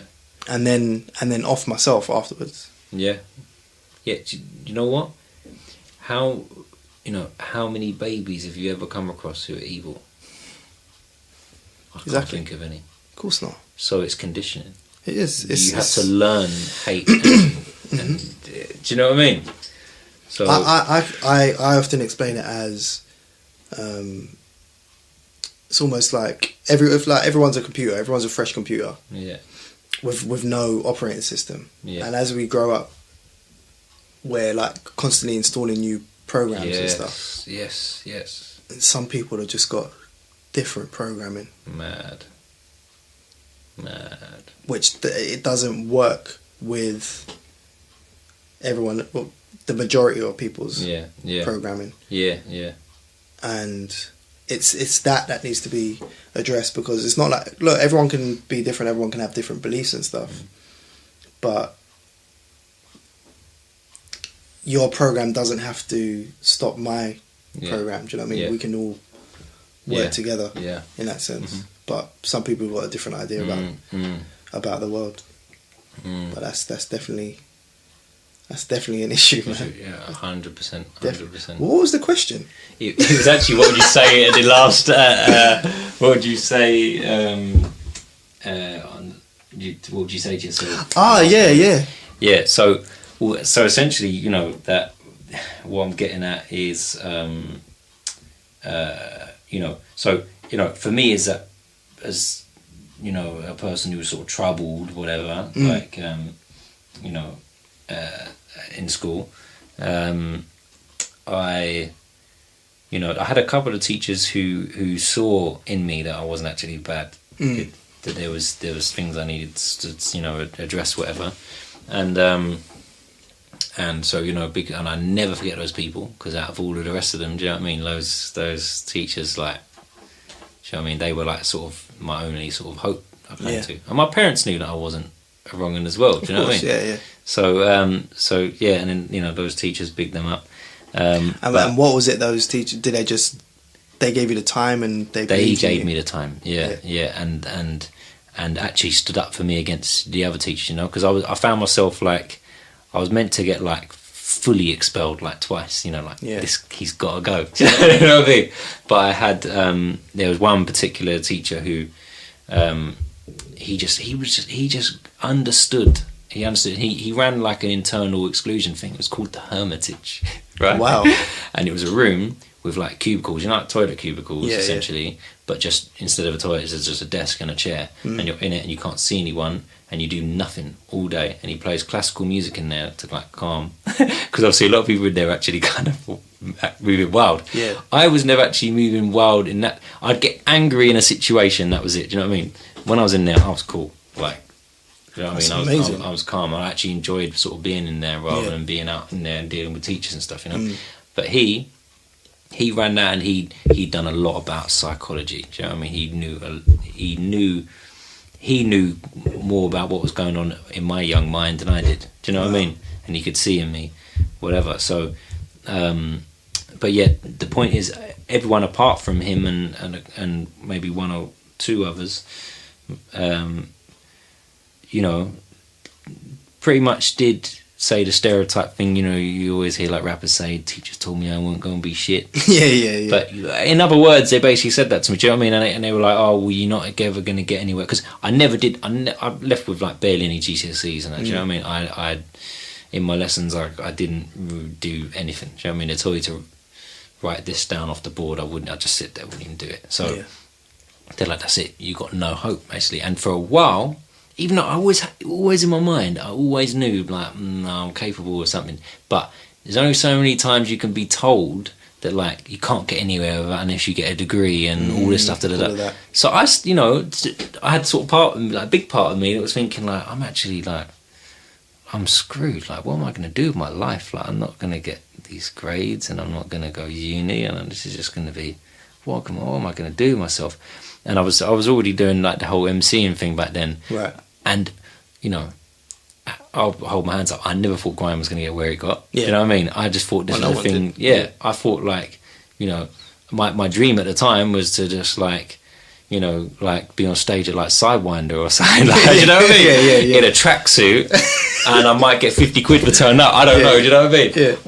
That was it. That was as far as it went. So I didn't, you know, I still thought I'm going to be broke, but so, you know, what I would, if I could go back, you know, so I left school with a lot of that doubt and like confusion about where I'm actually going to go, and fear, massive fear about what's going to, and I would love to go back and tell myself, mate, they're all chatting shit. Yeah. Because you do not need no degree, you don't need any qualifications, you don't need anything. Like, oh my God, do you know what I mean? Yeah. You really do not need any stuff. With your mind and willpower, you can literally, again, it sounds cliche, but you can make anything happen. Like, okay, there's certain things I'd like to make happen that I haven't managed to, what's the word? Manifest, yeah. But whatever, I'm not even stressing, because I know what I've managed to manifest so far has only come from me anyway, in my mind. Like, I didn't have anything, I left with no materials to make this happen. Do you know what I mean? And I'm here and I'm breathing, and I'm enjoying life, and I'm here every day. Do you know what I mean? Exactly. And where's the stress? Yeah. You know what I mean? I haven't got a degree. Like, where's the stress? Yeah. Like, but they told me it was going to be a problem so much that I believed it and feared it. And like, when I say fear, I mean fear. Yeah. Do you know what I mean? Yeah. I really was stressed.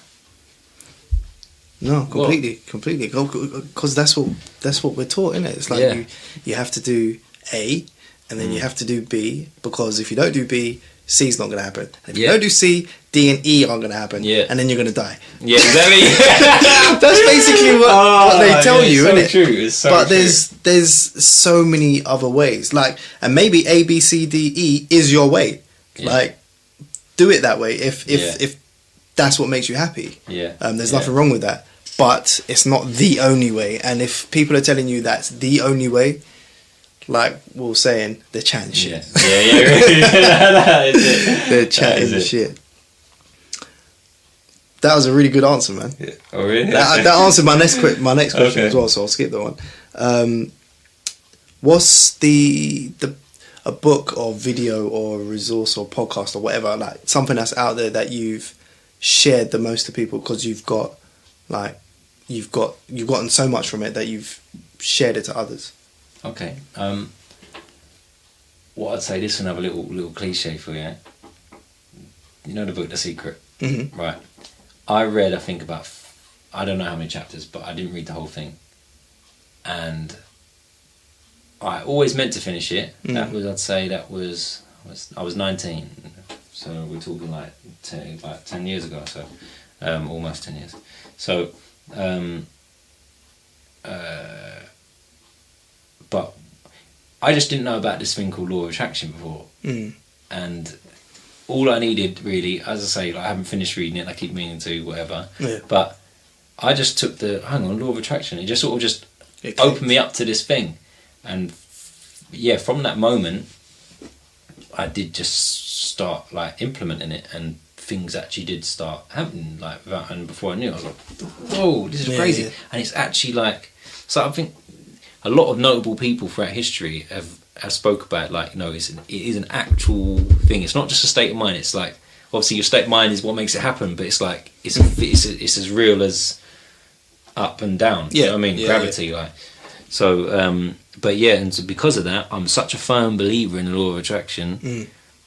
You know, that although I know a lot of people say, yeah, but The Secret's like a gimmicky sort of explanation of it or whatever. Of course. Regardless, what it did for me is life changing. Well, that's it. And so I always say to people, you know, who maybe completely don't even have any idea of the concept or whatever, The Secret, that's it. Because I would love to say that I read this amazing book and this and that and other, but I'm terrible. I've got a list of about 20 books written in my notes section of my phone that has gone through all the iPhones since I got my first iPhone. Which, how many years later are we now? We're probably like almost 10 years into iPhones now. Yeah, we are, yeah.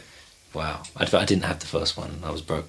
So the first one went great anyway. Yeah. You couldn't copy copy and paste. Yeah. Jeez, man, like, you had to be a real baller to have an iPhone back then. It was flash. My dad hooked me up. Wow. Yeah. That was flash to have that thing. I remember seeing one. I saw one, I think, in person. I was like, yeah, mad. And it was one of my mates. His girlfriend bought it for him. You know, like, she wasn't even wealthy, but she was so gassed about him. Yeah, she just bought him an iPhone. And I remember, like, what? And he was putting a credit SIM in it. Do you know what I mean? He didn't have P's. Yeah. Pays you go to. Anyway. So the point is, what I'm saying is, all these books, you know, like The Alchemist and. That's my favourite book of all time. Is your favourite? Wow. Okay. Yeah. Now you're saying that, what I need to do, and this dawned on me over the Christmas period, actually just gone. I need to go away somewhere by myself for a weekend and read a book, because I physically can't do it. Yep. I say to myself, get in tonight early and read before you go to sleep. Never, ever, ever happens. I think I need to just I might look on Airbnb and see if there's like a cabin somewhere in the woods and just can you easily focus on reading? You can't. No, I mean I do read. Like, so I instinctively buy a lot of books, physical books. Yeah. But I consume books better if it's in audio. So I listen to a lot of audiobooks. Oh, okay. Because you can do two things at once. What you could be doing? You could be on your way somewhere. You could be cooking.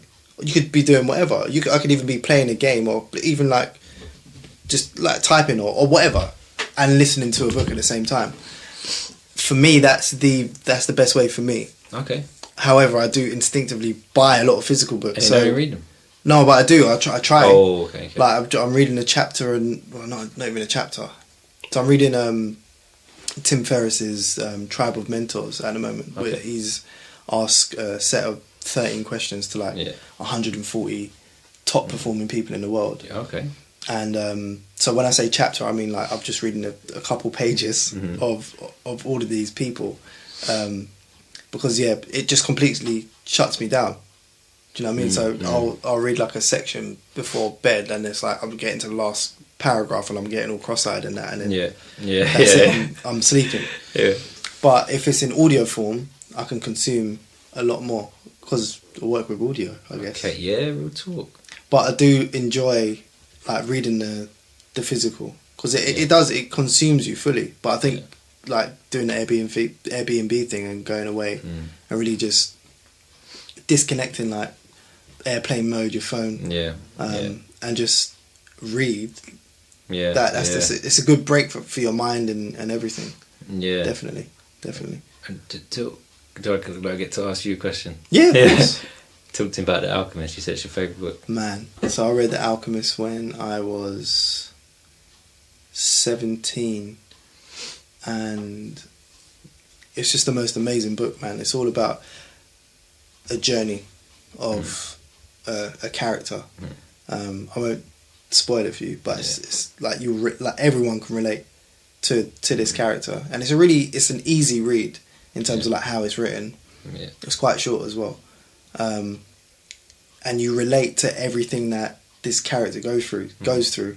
You know, anyone that's listened to us, you're probably someone who is in a creative field that's embarked on a journey of some sort, and when you do that, you literally have no idea what's coming next. Yeah. You don't know if you're in a bad situation or a good situation. If you're in a bad situation, is that going to lead to a good situation? Yeah. And you're following this character throughout it, and you're like, it's just completely captivating, man. But there's a few gems in there, like lines and stories and little like anecdotes that will stick around with you like for life, 100%.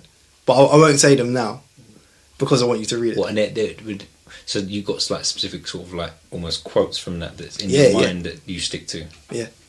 Okay. Yeah. And do you know what I said to you before we even began this podcast, I said to you earlier, for people listening there, I need to take note of what you're doing, because your aura is just pure clean energy. And it's positive. So if you're saying that's what you did at 17, that's brought you a long way. Do you know what I mean? It's things like that have obviously helped shape you into this, and do you know what I mean? Yeah, nice. Thank you. So you bought that. Thank you for that. But yeah, that book is something else, man. Like, and it's I don't know if it still is, but it's been in the Amazon top 100 for like 20 years or so. For a reason.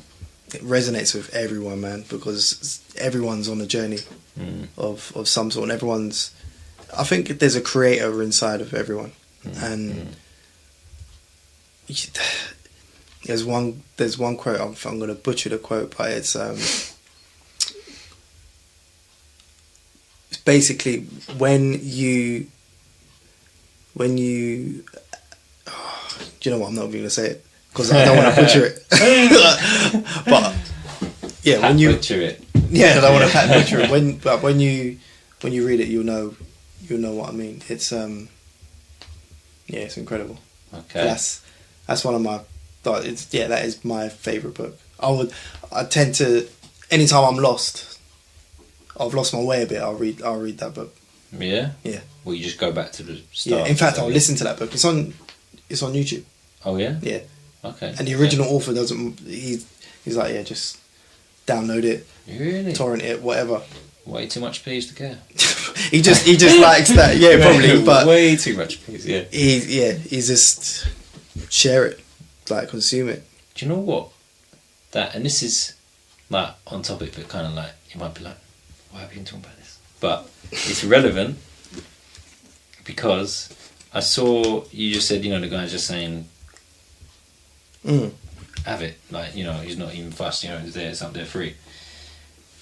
It was a quote, I think it was a Steve Jobs, where he was saying about how he realised that once you've accumulated enough money to live the rest of your life, you need to turn your attention to I think he said this when, like, you know, in hindsight, you know, towards the end of his life, that, like, you should really just turn your attention to what you can do to better the planet, basically. Do you know what I mean? Better the people and planet. What can you contribute to the world, essentially? Yeah. So if that's, you know, if he's been a top selling book all these years, I'm sure he's got more than enough funds to live out the rest of his life. So do you know what? Let people have it for free, because this is going to help. I'm not saying this is definitely his thought process, but it sounds kind of like it. That's if you're to let go like that.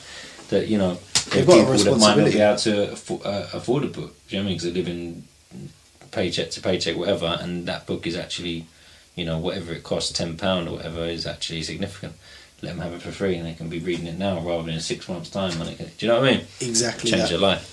Exactly that. Because again, like what we were saying, like going back to when you were originally producing, you're not doing it with the thought of money. You're doing it with the thought of, I hope those guys come in and say that's sick. Yeah.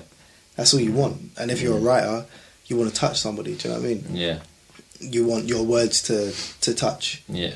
And yeah, so you made your money, like you said, like you have that responsibility when you get to that point to then just help people. Do you know what I mean? Mm-hmm.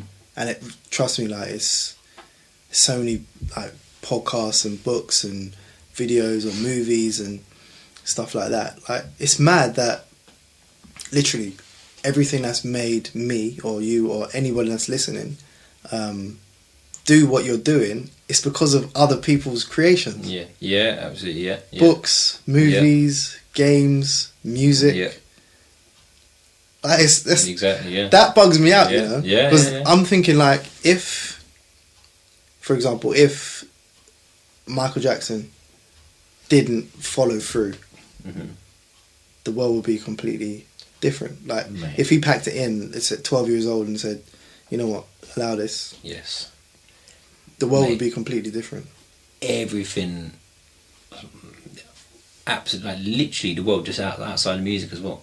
Yeah. Like his wave he created is, and I don't just mean that in like sort of the, you know, the modern fashionable sense of like the wave as in wavy. Yeah. I mean literally the actual like impact across the world that what he was doing it actually changed.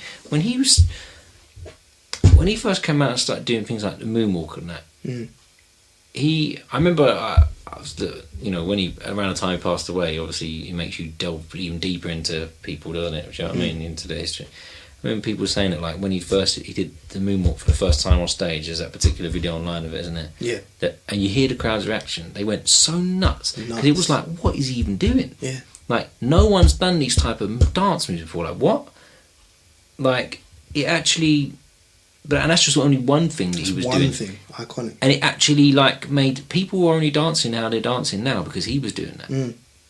Like nuts. Exactly. What if he decided not to go on stage that day? Yeah.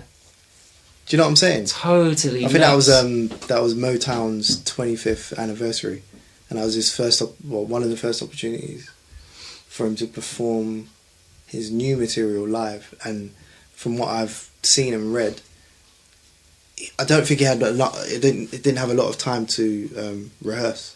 You just cracked it out. Yeah, that was pretty much a freestyle. So the iconic Billie Jean dance with the 30-second intro, from what I've heard, and I could be wrong, but I'm going to believe this story because it's more magical. That was a freestyle. Oh wow! Okay, yeah. Okay. Ooh. It's mad. And if he hadn't done that, we might like. How would we be dancing to like trap music now? We might be doing some ballerina stuff. We could be. It could be stiff. Yeah, it could be fully stiff. Like, do you know what I mean? Leg like raise one leg. Yeah. I don't know. Like, would we be dabbing? Like, I don't know. One thing, it's the butterfly effect, isn't it? That one thing creates another. Yeah. But it just really like bugs me out that like literally everything, like going back to like this book, how it's kind of like changed my life. If he didn't write that, if he didn't have the confidence to like get past his insecurities and that to write it, that wouldn't have changed my life, and that wouldn't have put me on the path to this. So it's like as creators, we have an obligation to give that to the world. Yeah. Initially, you got an obligation to kind of get past your, not even get past your insecurities, but live with them. Yeah. Enough so you can still create something and put it out there, Yeah. because there's a little version of you somewhere that's waiting for whatever you've got to do. Absolutely. It's mad. Yeah, it's true. It's true. It's crazy. Okay, so last two questions. Yeah. Firstly, where can people find information about you if they want to connect?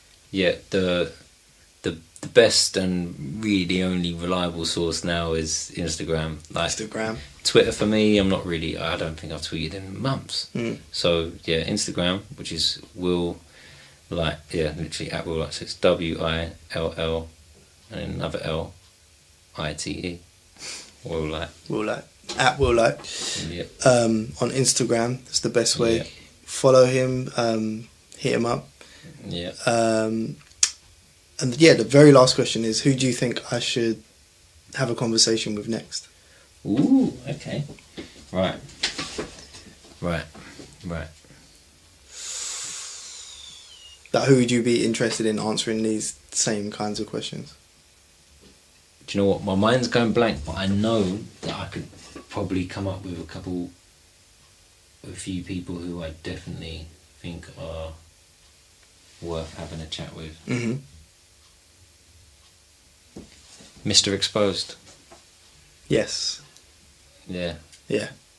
Cool. We'll see if we can make that happen. Yeah. Yeah. Cool, man.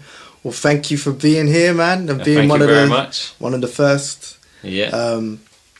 Guys, when you're hearing this, you'll probably hear a batch of like 3 or 4 podcast episodes. I don't know what order I'm going to do it in. This is all a freestyle pretty much at the moment.